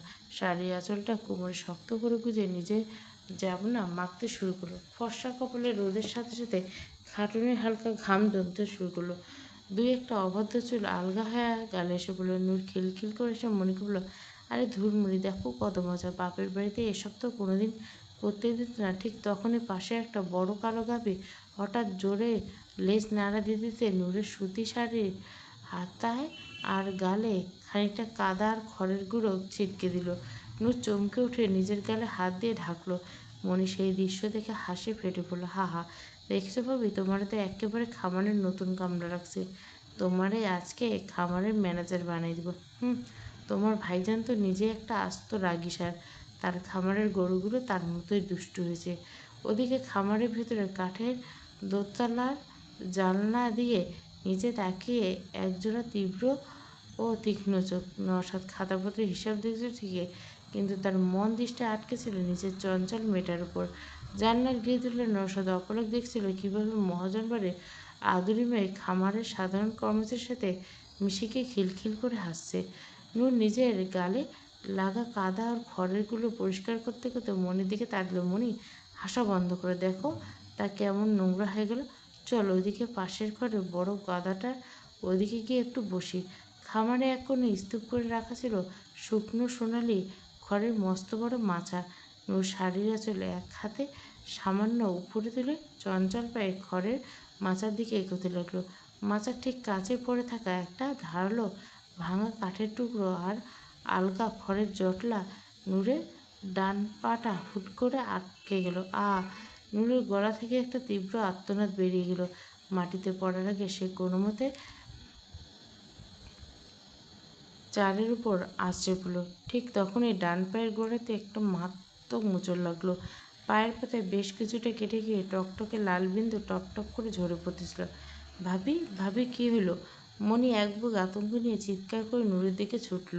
নূর খড়ের চারের উপর বসে নিজের ডান পাটা দুই হাতে চেপে দিল। দাঁতে দাঁত চেপে গোঙাতে লাগলো। মনি, বড্ড লেগেছে গো, পাটা মনে হয় মচকেছে। কী হয়েছে এখানে? এক বজ্র গম্ভীর কণ্ঠস্বর ধেয়ে এলো প্রাঙ্গণে। মনি আর নূর দুজনে চমকে তাকিয়ে রইল। নওশাদ নূর খড়ের চারের উপর ওভাবে ব্যথায় কুঁকড়ে বসে থাকতে দেখে পায়ের নিচে রক্তবিন্দু চোখে পড়তে নওশাদ নূরের সামনে হাঁটু গেড়ে বসে পড়ল। নওশাদের হাত দুটো যেন অবাধ্য হয়ে নূরের রক্তাক্ত পায়ের পাতাটা নিজের শক্ত হাতের মুঠে নিল। আঙুলের ছোঁয়া লাগতে নূর লজ্জায় শিউরে উঠে পাটা টেনে নেওয়ার চেষ্টা করলো। আহ, ছাড়ুন, খামারে সবাই দেখছে, চুপচাপ বসে থাকো, একদম নড়াচড়া করবে না। নওশাদের এমন হুংকার ছাড়লো যে নূরের মুখের কথা মুখে আটকে রইল। নওশাদ চট করে নিজের পকেট থেকে একটা ধবধবে সাদা রুমাল বের করে নূরের পায়ের ক্ষতস্থানে শক্ত করে চেপে রাখল। ব্যথায় তীব্রতায় নূর নওশাদের চওড়া কাঠটা নিজের দু হাতে খপ করে ধরে ফেলল। নওশাদ নূরের সেই কাঁপতে থাকা শরীরের দিকে একবার তাকালো। রাগে চোখের চাউনিটা নূরের ডাগডাগো চোখ দুটোর স্থির হতে চারপাশে খামারের কোলাহল যেন স্নান হয়ে গেল।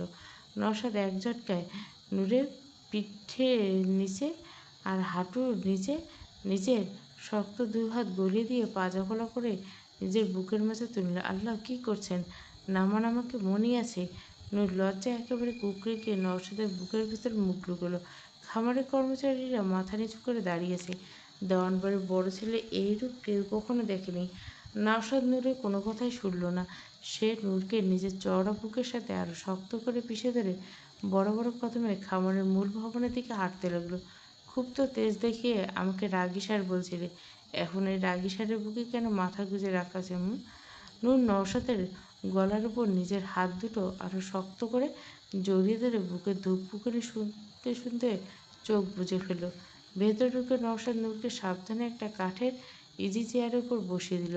পায়ের পাতা তখনও ফোঁটা ফোঁটা রক্ত ঝরছে দেখে নওশাদের চোখ দুটো আবার ক্ষোভে উদ্বেগে ছোট হয়ে গেল।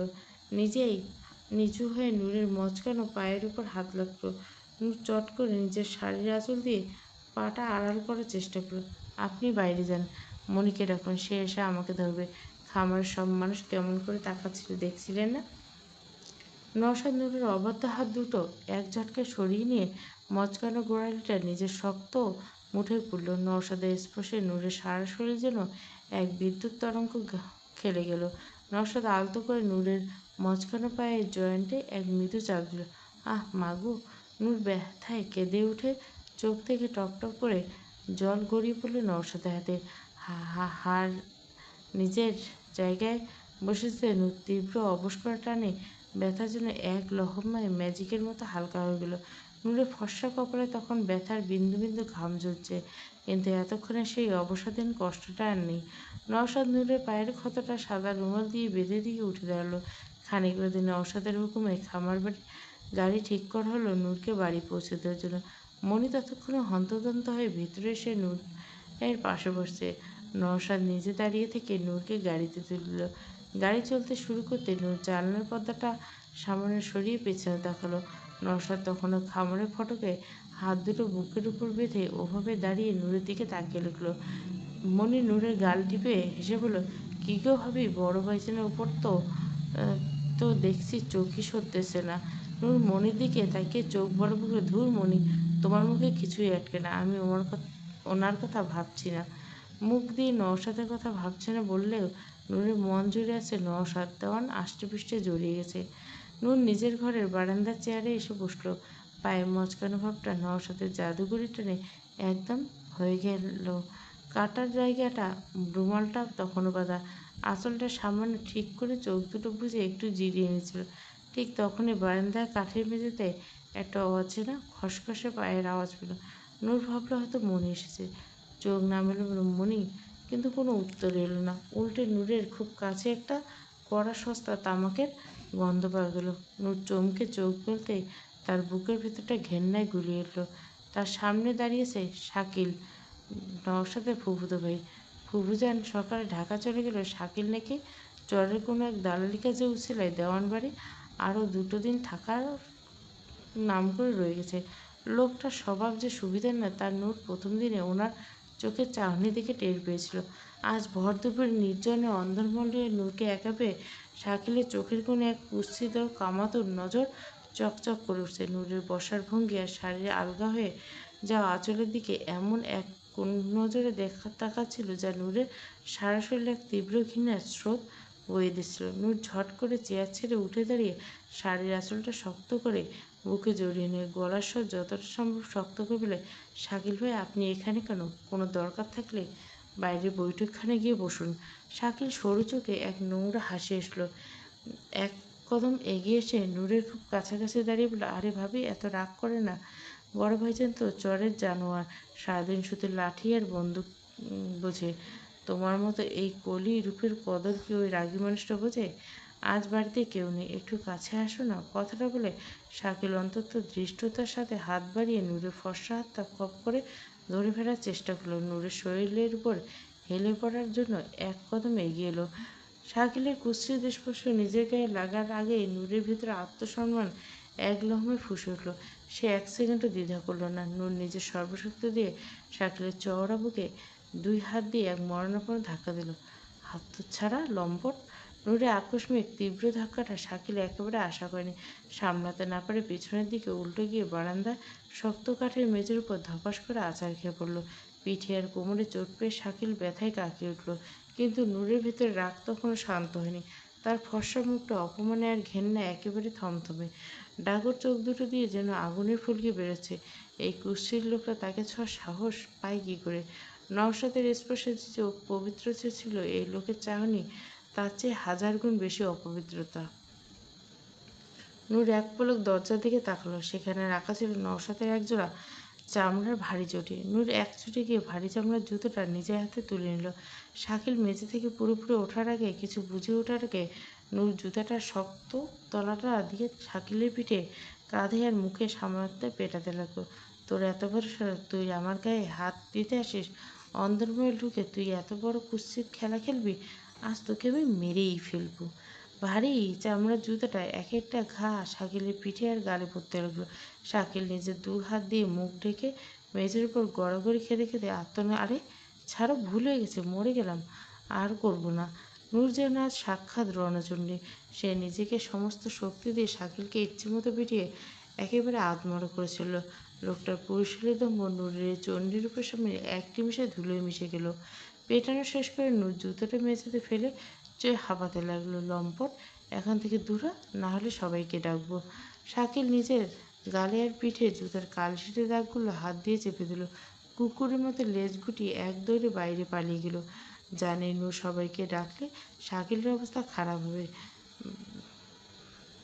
মা নূরকে পরে দেখে নেবে। শাকিল চলে যেতে নূর ধপ করে মেঝেতে বসে পড়ল। তার হাত পা রাগে কাঁপছে। দ্রুত নিজের নিঃশ্বাস স্বাভাবিক করার চেষ্টা করলো। নূর নিজের শাড়ি আর চুলগুলো দ্রুত গুছিয়ে নিল। চোখের জলটা আঁচল দিয়ে মুছে শক্ত পাথরের মতো মুখ করে আবার চেয়ারটাতে গিয়ে বসলো।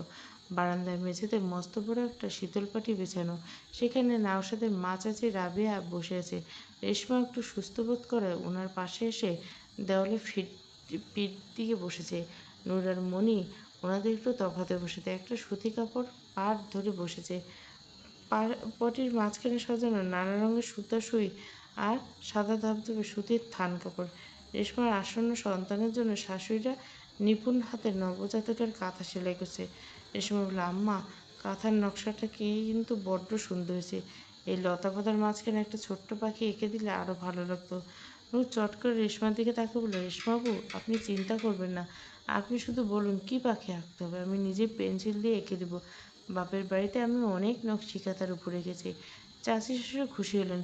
আরে বাহ, আমাদের বৌমা তো দেখছি গুণবতী। তার মা, একটু এঁকে দাও তো। নূর হাসি মুখে শুয়ে শুইতে এগিয়ে গিয়ে রেশমার পাশে বসলো। পারিবারিক ছোট ছোট সুখ আর গল্পগুলির মাঝে নূরের মনটা বেশ হালকা হয়ে এসেছিল। রেশমা হুট করে নিজের বুকটা চেপে দিল। ওনার মুখটা যন্ত্রণায় নীল হয়ে উঠল এবং ওখানে বমি করার মতো করতে লাগল। ওমা, কী হলো রেশমা? নওশাদের মা চাচি হাতের কাঁথা ফেলে ব্যস্ত হয়ে রেশমার পিঠে চাপড় দিলেন। মণি এক দৌড়ে এক গ্লাস পানি নিয়ে এসলো। রেশমা জলটুকু মুখে দিয়ে একটু শান্ত হলেও শরীরটা তখনও কাঁপছিল।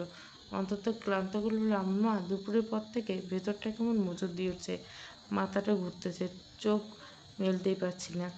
রাবেয়া বেগম রেশমার কপালে হাত দিয়ে চিড়ে রেখে চিন্তিত মুখে বলল, শোনো বাবু, বড় বৌমার লক্ষণ কিন্তু আমার ভালো ঠেকছে না। দিন দিন শরীর শুকিয়ে কাঠ হয়ে যাচ্ছে, খাওয়া দাওয়াতে একদম মুখে তুলতে পারছে না। আমি তো এই ভাবনায় রাতে ঘুমাতে পারি না বাবু। রাবেয়া বেগম আমাদের পীর সাহেবের কাছে যাই, সাহেবের ফু দেওয়া পানি আর তাবিজ আনা যায়। নূরের শাশুড়িমা কিছুক্ষণ ভেবে বললেন, ঠিক বলছে, একটু দোয়া কলমের ছোঁয়া লাগলে যদি শরীরটা সরে। সারা বাড়ি কাজ চুকে নূর রান্নাঘরে একা রইল। তখন ঘড়ির কাঁটা অনেক রাত পার হয়ে গেছে। হ্যারিকেনের মৃদু হলে রান্নাঘরের চারপাশটা থমথমে। কাঠের পিঁড়ির উপর বসে নূর বারবার বাইরের অন্ধকারের দিকে তাকাচ্ছিল। লোকটা এত রাত পর্যন্ত কোথায় আটকেছে? ঠিক তখনই সদর দরজায় ভারী করেন খটখট।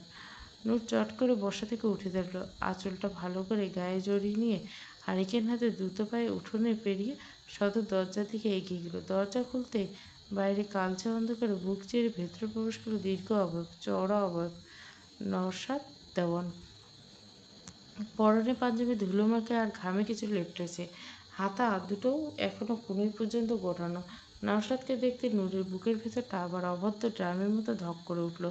ইদানিং নওশাদকে দেখলে নূরের কেমন কেমন যেন লাগে। নওশাদ এক মুহূর্তে নূরের ফর্সা ক্লান্ত মুখের দিকে তাকালো। নওশাদ কোনো কথা না বলে জুতো জোড়া বারান্দার এক কোণে রেখে সোজা অন্দরমহলের দিকে পা বাড়ালো। নূর দরজাটা আরো ভালো করে বন্ধ করে নওশাদের পেছন পেছন রান্নাঘরের দিকে এগোলো। রান্নাঘরে কাঠের পিঁড়িটার উপর নওশাদ নিজের দীর্ঘ শরীরটা এলিয়ে দিল। পুরো ঘরটা তার উপস্থিতি যেন ছোট্ট একটা হয়ে এলো। নূর কোনো কথা না বলে অন্তত যত্ন সহকারে মাটির সানকিতে গরম ভাত বেড়ে দিল। মেয়েটা একেবারে লক্ষ্মী বধূর মতো নওশাদের সামনে থালা এগিয়ে দিল। মনে মনে ভাবছে নওশাদ, আজকে রাতের তরকারিতে রুই মাছের ঝোল আর আলুর দম। নূর বাটি থেকে তরকারির চামচটা ভাতের উপর ঢেলে নিচু করে বলল, এত দেরি করলেন কেন? নওশাদ ভাতে হাত না দিয়ে নূরের দিকে অপলক তাকিয়ে রইল। হারিকেনে কাঁপতে থাকা আলোয় নূরের ফর্সা কপাল, ডাগর চোখ আর ওষ্ঠাগত লালচে আভা নওশাদের ভেতরে সুপ্ত পুরুষটিকে আবার এক তীব্র নেশা আকুল করে তুলছিল। নওশাদ একটা দীর্ঘশ্বাস ফেলে ভাতের লোকমা মুড়িতে ছিল। ঝামেলা মেটাতে দেরি হয়েছে। ঝামেলার কথা সংক্ষেপে উল্লেখ করে গম্ভীর গলায় বলল, জ্বরের সীমানা আর কিছু জরুরি ঝামেলা মেটাতে মেটাতে দেরি হয়ে গেল। নওশাদের মুখে ঝামেলার কথা শুনে তীক্ষ্ণ দৃষ্টি তখন নূরের উপরে নিবদ্ধ।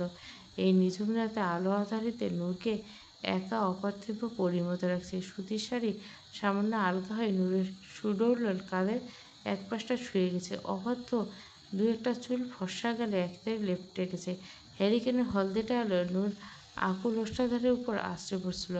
নওশাদের চোখের চাহনি আরও গভীর আর তীব্র হয়ে উঠছিল। নওশাদ কেন যেন আজ খুব ভালো লেগেছে। এই যে তার ছোট্ট বউটি একেবারে লক্ষ্মী স্ত্রীর মতো রাত জেগে সামনে বসে যত্ন নিয়ে ভাত বেড়ে দিচ্ছে। নওশাদের বুকের ভেতরে এক তীব্র ভালোবাসার দোলাচল তৈরি হলো। নওশাদ তৃপ্তি সহকারে খাওয়া শেষ করে তড়িঘড়ি করে গ্লাসটা নওশাদের দিকে এগিয়ে দিল। নওশাদ পানি খেয়ে হাত ধুয়ে উঠে দাঁড়ালো। নূর শানকি ও বাটিগুলো গুছিয়ে নিয়ে আলগা হয়ে শাড়ির আঁচলটা কোমরে গুঁজে দিল। ঠিক তখনই নওশাদ নূরের খুব কাছাকাছি এসে দাঁড়ালো। নওশাদের গা থেকে আসা পুরুষালী সুবাস নূরের নিঃশ্বাসকে নিমেষে অবশ করে দিল। এত রাত পর্যন্ত অপেক্ষা করলে আজ? আমি তো আপনার জন্য অপেক্ষা করছিলাম। আপনি এত রাত পর্যন্ত বাইরে থাকলে কার ভালো লাগে বলুন তো? নূরের মুখে এই সরল ও আকুলি স্বীকারোক্তি নওশাদের পাথুরে দিতে জন্য এক মায়াবী হাত বুলিয়ে দিল। দেওয়ানবাড়ির বিশাল উঠোনে সকাল সকাল গ্রামের মানুষের শোরগোল জটলা।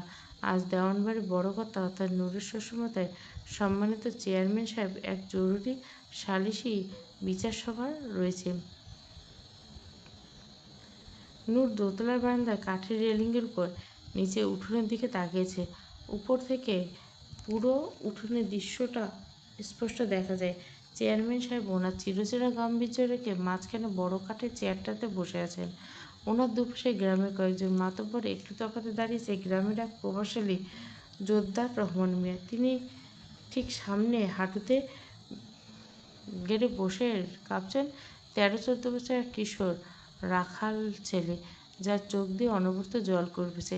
রহমান মিয়া চেয়ারম্যানের উদ্দেশ্যে বললেন, চেয়ারম্যান সাহেব, এই চোরটাকে আমি নিজে বাড়িতে আশ্রয় দিয়েছিলাম, আর সেখানে কাল রাতে আমার ঘরের সিন্দুক থেকে সব সোনা গয়না সরাইল।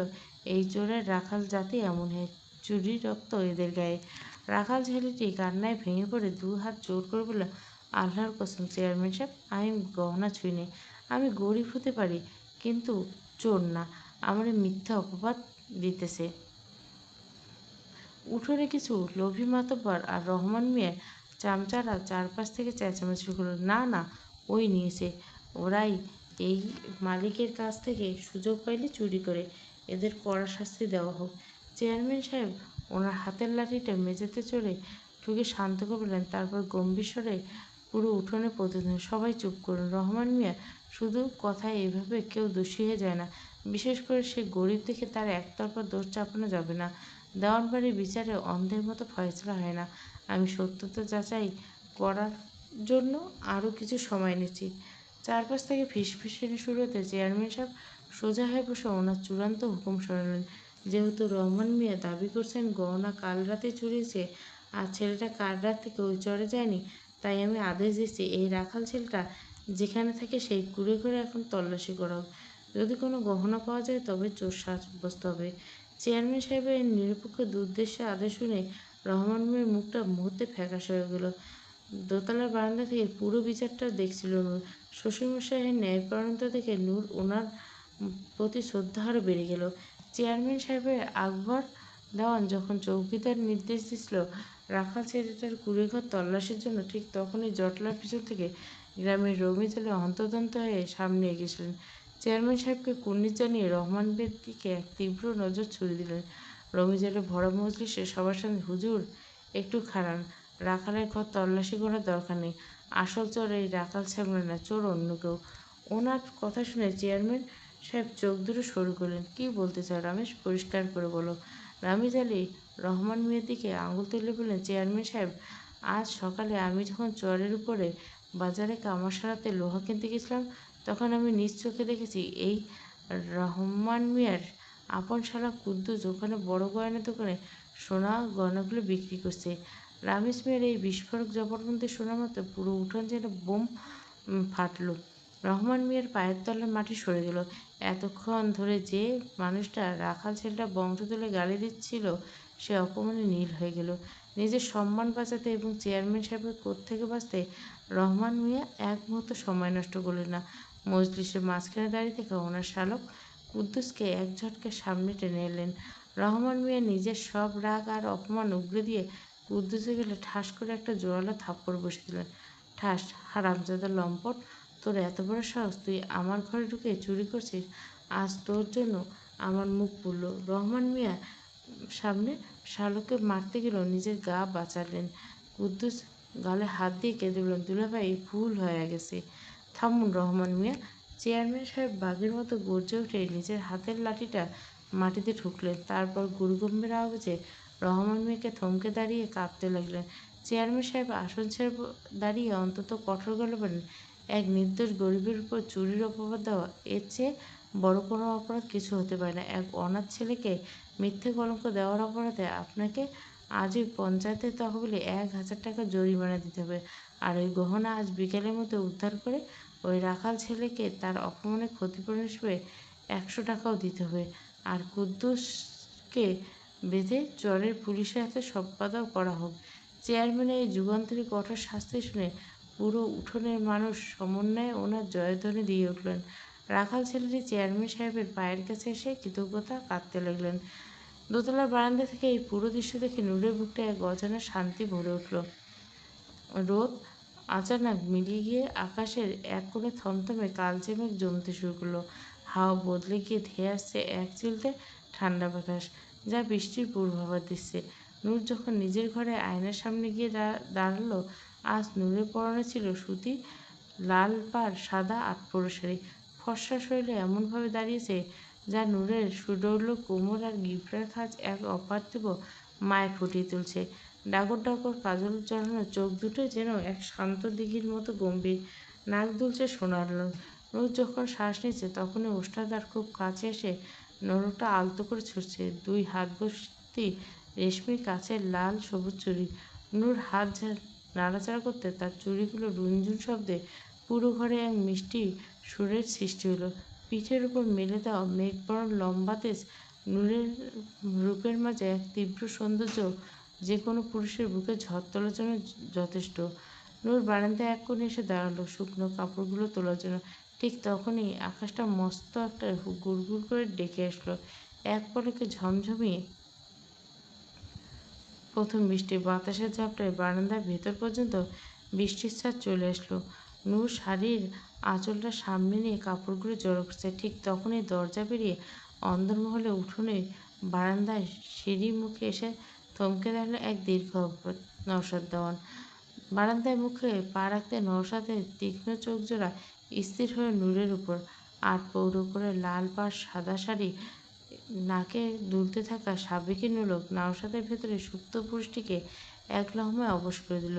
নূর শাড়ির আঁচলটা সামনে নিয়ে কাপড়গুলো জড়ো করছিল, কিন্তু বাতাসের বেগ এতটাই তীব্র ছিল, বাতাসের তারে মেলে রাখা শেষ দুটো চাদর আর সুতির কাপড়টা হঠাৎ বাতাসে উড়ে যাচ্ছে বাইরে খোলা হাওয়ার দিকে। নূর এক মুহূর্ত ভাবল না, সে দৌড়ে বারান্দা থেকে খোলা উঠোনে নেমে এলো। নূর তখনও নওশাদকে খেয়াল করেনি, পুরো মনোযোগ ছিল বাতাসে উঠতে থাকা কাপড়গুলোর উপর। নূর এই মুহূর্তে কোনো মর্তের মানবী বলে মনে হচ্ছে নওশাদের কাছে। তুমুল বাতাসের ঝাপটায় নূরের শাড়ি আঁচল অবাধ্যের মতো বাতাসে উড়ছে। মেঘলা আকাশের বুকে এক ফালি বিদ্যুতের মতো ছিটকে আসছে। নূর হাত উঁচিয়ে বাতাসে উড়ে থাকা কাপড় খপ করে ধরতে নওশাদ না চাইতে চোখ চলে গেল বধূর দিকে। নওশাদ অপলক তৃষ্ণার্ত চোখ দুটে তাকিয়ে রইল ছোট বধূর দিকে। ঠোঁটের কোণে এক নিবিড় নিঃশব্দ হাসি ফুটল, ভেতরটা ব্যাকুলতায় তোড়পাড়। বারান্দায় থাম মেরে উঠে যাওয়া মাধবীলতার এক মস্ত বড় ঝাঁক বাতাসের তীব্র ঝাপটায় নুয়ে পড়ল। বৃষ্টির জলে ধুয়ে যাওয়া একগুচ্ছ তাজা মাধবীলতার ফুল ঠিক নূরের ফর্সা মুখের মুখোমুখি এসে দুলতে লাগলো। নূরের কাপড়টা এক হাতে চেপে ধরে অন্য হাত বাড়িয়ে আলতো করে সেই ভেজা মাধবীলতার ঝাঁকটি পুরোই মুখ টেনে নিল। ফুলগুলো আলতো করে টেনে এনে নিজের মুখটা খুব কাছে ধরল, চোখ দুটো বুজে ফুলের নরম ছোঁয়াটা নিজের ফর্সা গালে ওষ্ঠাধরে মেখে নিল। নূরের এই ভঙ্গি এতটাই মোহনীয় লাগছিল যে নওশাদের মনে হতে লাগলো যে প্রাচীনকালের পাতা থেকে জীবন্ত রূপসী তার সামনে এসে দাঁড়িয়েছে। এই মুহূর্তে নূরের ঠোঁটগুলো ফোটা ফুলের পাপড়ির চেয়ে আরও বেশি সতেজ লাগছে। বাতাসের মাতাল হাওয়া দেওয়ানবাড়ির উঠোনে মায়াবী রূপ ধারণ করছে। নূর নিজের অজান্তে এক অলৌকিক মুহূর্ত চিত্র হয়ে দাঁড়িয়েছে। নওশাদের চোখের সামনে যেন তার বধূ ফুল হয়ে ফুটছে। নওশাদ মনে হলো প্রকৃতি এই উন্মাদনা যেন কেবল ওনার বধূ রূপে আরাধনার নিবেশে। এই মুহূর্তে নূর যেন পৃথিবীর সমস্ত কোলাহল থেকে বিচ্ছিন্ন এক মাধবীলতার কথা বলছে। নওশাদ নিজের হাতের মুঠো শক্ত করলো, চোখের তৃষ্ণা আরো তীব্র হলো, অথচ এক অদ্ভুত সম্মিলন ওকে নড়াচড়া করতে দিচ্ছিল। নওশাদ নিজেকে সামনে নিয়ে কোনো শব্দ না করে লম্বা লম্বা পা ফেলে দোতলার অন্ধকারের করিডোরের দিকে চলে গেল, আর মনে মনে আওড়ালো, আমার মাধবীলতা। কাপড় বুকে চেপে নূর দ্রুত পায়ে শোবার ঘরের দিকে পা বাড়ালো। বৃষ্টির ছাঁটে আটপৌরে সুতির শাড়িটা ততক্ষণে শরীরের সাথে পুরোপুরি লেপ্টে গেছে। গায়ের ভেজা শাড়ি আর মেঘবরণ চুল থেকে টপ টপ করে জল ঝরে ঘরের মেঝেতে ছোট ছোট জলের দাগ তৈরি করছে। নূর ঘরে ঢুকে দরজাটা আলতো করে চাপিয়ে দিতে চমকে উঠল। ঘরে নওশাদ। নূর আমতা আমতা করে বলল, আপনি আপনি কখন এলেন? আমি তো খেয়াল করিনি। নওশাদ কোনো কথা না বলে নূরের দিকে এগিয়ে আরও এক কদম এগিয়ে আসতে চাইলে নূর সামান্য অপ্রস্তুত হয়ে পেছাতে চাইল। মেঝেতে জমে থাকা বৃষ্টির জলের ফোঁটায় নূরের পায়ের পাতা পিছলে উঠল। আব বলে মৃদু চিৎকার করে নূরের হাতের কাপড়গুলো মেঝেতে ফেলে দিয়ে সোজা সামনের দিকে পড়ে যেতে নিল। ঠিক সেই মুহূর্তে নওশাদ তার শক্ত আর চওড়া হাত বাড়িয়ে নূরকে ধরে ফেলার চেষ্টা করলো, কিন্তু নূরের শরীর গতিবেগ আর মেঝের পিচ্ছিল ভাবের কারণে নওশাদ নিজেকে পুরোপুরি সামলাতে পারল না। নূরের ভিতরে সবটুকু ভর নিয়ে দুজনে একসাথে ছিটকে পড়ল বিছানার উপর।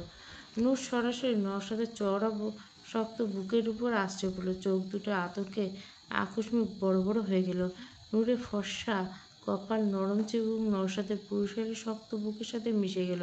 হাতের চুড়িগুলো নওশাদের কাঁধে চেপে বসে এক তীব্র মধুর শব্দ তুলল।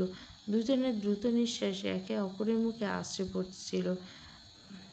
বিছানার উপর ওভাবে নওশাদের বুকের উপর পড়ে থাকা নূরের ভেজা আটপৌরো শাড়ির চুলটা সম্পূর্ণ একপাশে সরে গেল। শ্রাবণের বৃষ্টির জলে ভেজা সুতির ব্লাউজ আর শাড়ির পাতলা আবরণ নূরের ফর্সা একেবারে স্পষ্ট ও উন্মুক্ত করে তুলল। ফর্সা বুকের উপর বৃষ্টির জলে দু একটা ফোঁটা অনাবৃত সৌন্দর্যতে আগুনকে কয়েকগুণ বাড়িয়ে দিল। নওশাদের তীব্র তৃষ্ণার্ত চোখ জোড়া নূরের উন্মুক্ত আকর্ষণ বক্ষপঞ্জের উপর স্থির হলো। চোখের চাহনি মুহূর্তের মধ্যে নিবিড় নেশাক্ত হয়ে উঠল। ভেতরের সবটুকু আত্মনিয়ন্ত্রণ এই রূপের জোয়ারে ভেসে যাচ্ছিল। নূর নওশাদের এই স্থির চাহনি নিজের উন্মুক্ত বুকের উপর আবিষ্কার করতে একেবারে লজ্জায় আড়ষ্ট হয়ে গেল। ফর্সায় গাল আর কান দুটো মুহূর্তের মধ্যে জবা ফুলের মতো লাল হয়ে গেল। তড়িঘড়ি করে নিজের হাত দিয়ে আলগা আঁচলটা টেনে আড়াল করার চেষ্টা করে কাঁপানো গেলে বলে, কী দেখছেন অমন করে? নওশাদ কোনো কথাই শুনল না। নূরের ওষ্ঠাধরের উপর নিজের ওষ্ঠা চেপে দিল। বাইরে ঝমঝম বৃষ্টি, ঘরের ভিতর তীব্র শারীরিক ও মানসিক উত্তাপ মিলেমিশে একাকার হয়ে গেল। নওশাদের ঠোঁটের স্পর্শটা নূরের ওষ্ঠাধরে লাগামাত্র নূরের সারা শরীর যেন এক বিদ্যুৎ তরঙ্গ খেয়ে গেল। নওশাদ তার তাড়াহুড়ো করল না। চিরচির দাপুটে স্বভাবে সেই গভীরতায় মায়ের রূপ নিল। অন্তত আলতো আবেশে নূরের উপর ঠোঁটের মৃদুচাপ, নিঃশ্বাসের উষ্ণতা ধাক্কায় নূরের বুকের ভেতরটা দুরু দুরু কাঁপছে। নূরের চোখ দুটো আপনাতে বুজে এলো। চোখের পাতা থেকে বৃষ্টির দু একটা ফোঁটা জল গড়িয়ে নওশাদের গালে মিশে গেল। নওশাদ এক হাতে নূরের কোমরটা শক্ত করে জড়িয়ে ধরে রেখেছে, অন্য হাতটা ধীরে ধীরে গাল বেয়ে কানের লতির কাছে গিয়ে স্থির হলো। শক্ত আঙুলের ছোঁয়ায় নূরের ফর্সা চামড়া এক মিষ্টি ব্যাকুলতা জাগিয়ে তুলছে। নওশাদ ধীরে ধীরে চুম্বনের গভীরতা আরও বাড়িয়ে দিল। ঠোঁটের প্রতি ভালোবাসা ছিল ভালোবাসার তীব্র প্রকাশ। নূরের ঠোঁটের কোণে লেগে থাকা বৃষ্টির মিষ্টি স্বাদ যেন নওশাদের ভেতরে তৃষ্ণাকে আরও হাজার গুণ বাড়িয়ে দিচ্ছিল। এক মায়াবী ছন্দে শুষে নিতে লাগলো। এই চুম্বন দুটো যেন শরীরের মিলন না, এক রাগী বাঘ আর এক চঞ্চল ছোট্ট বধূর ভিতরে সবটুকু মান অভিমান এক করে নেওয়ার গোপন যন্ত্র। সামান্য মুখ গুজে নূর এক দীর্ঘ ও তপ্ত নিঃশ্বাস ফেলে নওশাদের বুকের উপর নেতিয়ে পড়ল। নাকে সোনার নোলকটা নওশাদের গালে ঘষা খেয়ে এক অঘোর সৃষ্টি করছিল। বাইরে অবিরাম ধারাবর্ষণ আর ঘরের ভিতরে নিবিড় ও মিষ্টি অনুভূতি, সব কিছু মিলেমিশে দেওয়ানবাড়ি এই বদ্ধ ঘরে ভালোবাসার এক মধুর লগন লিখে দিল। ঘরের মেঝেতে বড় বড় নকশিকাঁথা শীতল পাটি পাতা। নওশাদ কোনো এক জরুরি কাজে বাইরে গেল। বাড়ির বাকি পুরুষ আর মহিলা সবাই মিলে আগামী উৎসবের খুঁটিনাটি আলোচনায় ব্যস্ত। পার্টির এক প্রান্তে মস্ত বড় তাকিয়ে হেলান দিয়ে বসে আছেন নূরের শ্বশুরমশাই, সম্মানিত চেয়ারম্যান আকবর দেওয়ান, আর ওনার ঠিক বসে আছেন ছোট চাচা মনসুর দেওয়ান, যিনি হাতে একটা খাতা হিসেবে খরচ করছেন। পার্টির অন্য পাশে বসানো পাটা হাতে নিয়ে বসে আছেন নূরের শাশুড়ি আম্মা আর ছোট চাচি রাবেয়া। আকবর দেওয়ান বললেন, শোনো, আর মাত্র 2 দিন বাকি দেওয়ানবাড়ি বাৎসরিক ফাতে সিন্নি বিলানোর। এই উৎসব আমাদের বংশের 1 বছরের ঐতিহ্য। হাজারটা গরিব দুঃখী মানুষ এই দিনে আশায় থাকে এবার উপর থেকে মেহমান আসবে, আয়োজনের যেন কোনো কমতি না হয়। নূরের শাশুড়ি মা এক পান মুখে দিয়ে বললেন, আয়োজনের কমতি তো আমরা কোনো ঘরে করি না কর্তা। মনসুর দেওয়ান খাতা থেকে মুখ তুলে বললেন, ভাবিজান, আপনি নওশাদকে দায়িত্ব নিতে বললেন। আর বেশ কিছু কথা আলোচনা হলো। পারিবারিক বৈঠক শেষ হলে সবাই যার যার কাজে চলে গেল। নূরের শাশুড়ি আম্মা ও চাচি শাশুড়ি বেগম রান্নাঘরের দিকে। দুদিন পরে বিশাল সিন্নি ও চালের ডালের হিসাব মেলাতে মনসুর দেওয়ান বৈঠকখানা ঘরের দিকে চলে গেলে বাইরের লোকজনের সাথে কথা বলতে। নূর বসার তার থেকে বেরিয়ে বারান্দায় এক কোণে এসে দাঁড়ালো। মনে তখন এক অদ্ভুত কৌতূহল উকি দিচ্ছিল। এই দেওয়ানবাড়ির নতুন আসা এই এই বংশের এত বড় উৎসবের ব্যাপারে সে এখনো বিস্তারিত কিছুই জানে না। ঠিক তখনই মণি ওখানে দাঁড়িয়েছিল। নূর মণিকে ইশারায় ডেকে হাতের কবজিটা আলতো করে ধরল। নূর মণিকে জিজ্ঞেস করলো, আচ্ছা মণি, তোমাকে একটা কথা জিজ্ঞেস করি। এই যে সবাই বলছে বাৎসরিক ফাতে আর সিন্নি বিলানোর উৎসব, এটা আসলে কি? এই দেওয়ানবাড়ি এই দিনটা ঠিক কী হয়েছিল? মনে বেশ গুছিয়ে বলতে শুরু, ওমা ভাবিজান, আপনি এই উৎসবের কথা শুনলেন? এটা তো গ্রামের সবচেয়ে বড় উৎসব। আমাদের দেওয়ানবাড়ির পূর্বপুরুষরা আগের আমল থেকে এই নিয়ম চলে আসতেছে। প্রতি বছর এই মাসে বাড়ির মরহুম উলি বুজুর্গ ও পূর্বপুরুষদের আত্মার শান্তির জন্য মস্ত বড় ফাতেহা শরীক ও দোয়ার আয়োজন হয়। নূর বেশ মনোযোগ দিয়ে শুনছিল। মণি আবারও বলতো, এই দিনটা গ্রামের কোনো ঘরে উনুন জ্বলে না ভাবিজান, এমনকি নদীর ওই পারে থেকে হাজার হাজার গরিব দুঃখী আর সাধারণ মানুষ এই দেওয়ানবাড়িতে আসে। ওনাদের সবার জন্য বিশাল বিশাল ডেকচিতে গরম গরম খাসির মাংস সিন্নি পোড়া থাকে। বড় বেচার নিজে হাতে তুইলে ওনাদের পাতে পাতে তুলে দেন। আর শুধু মানুষ খাওয়া।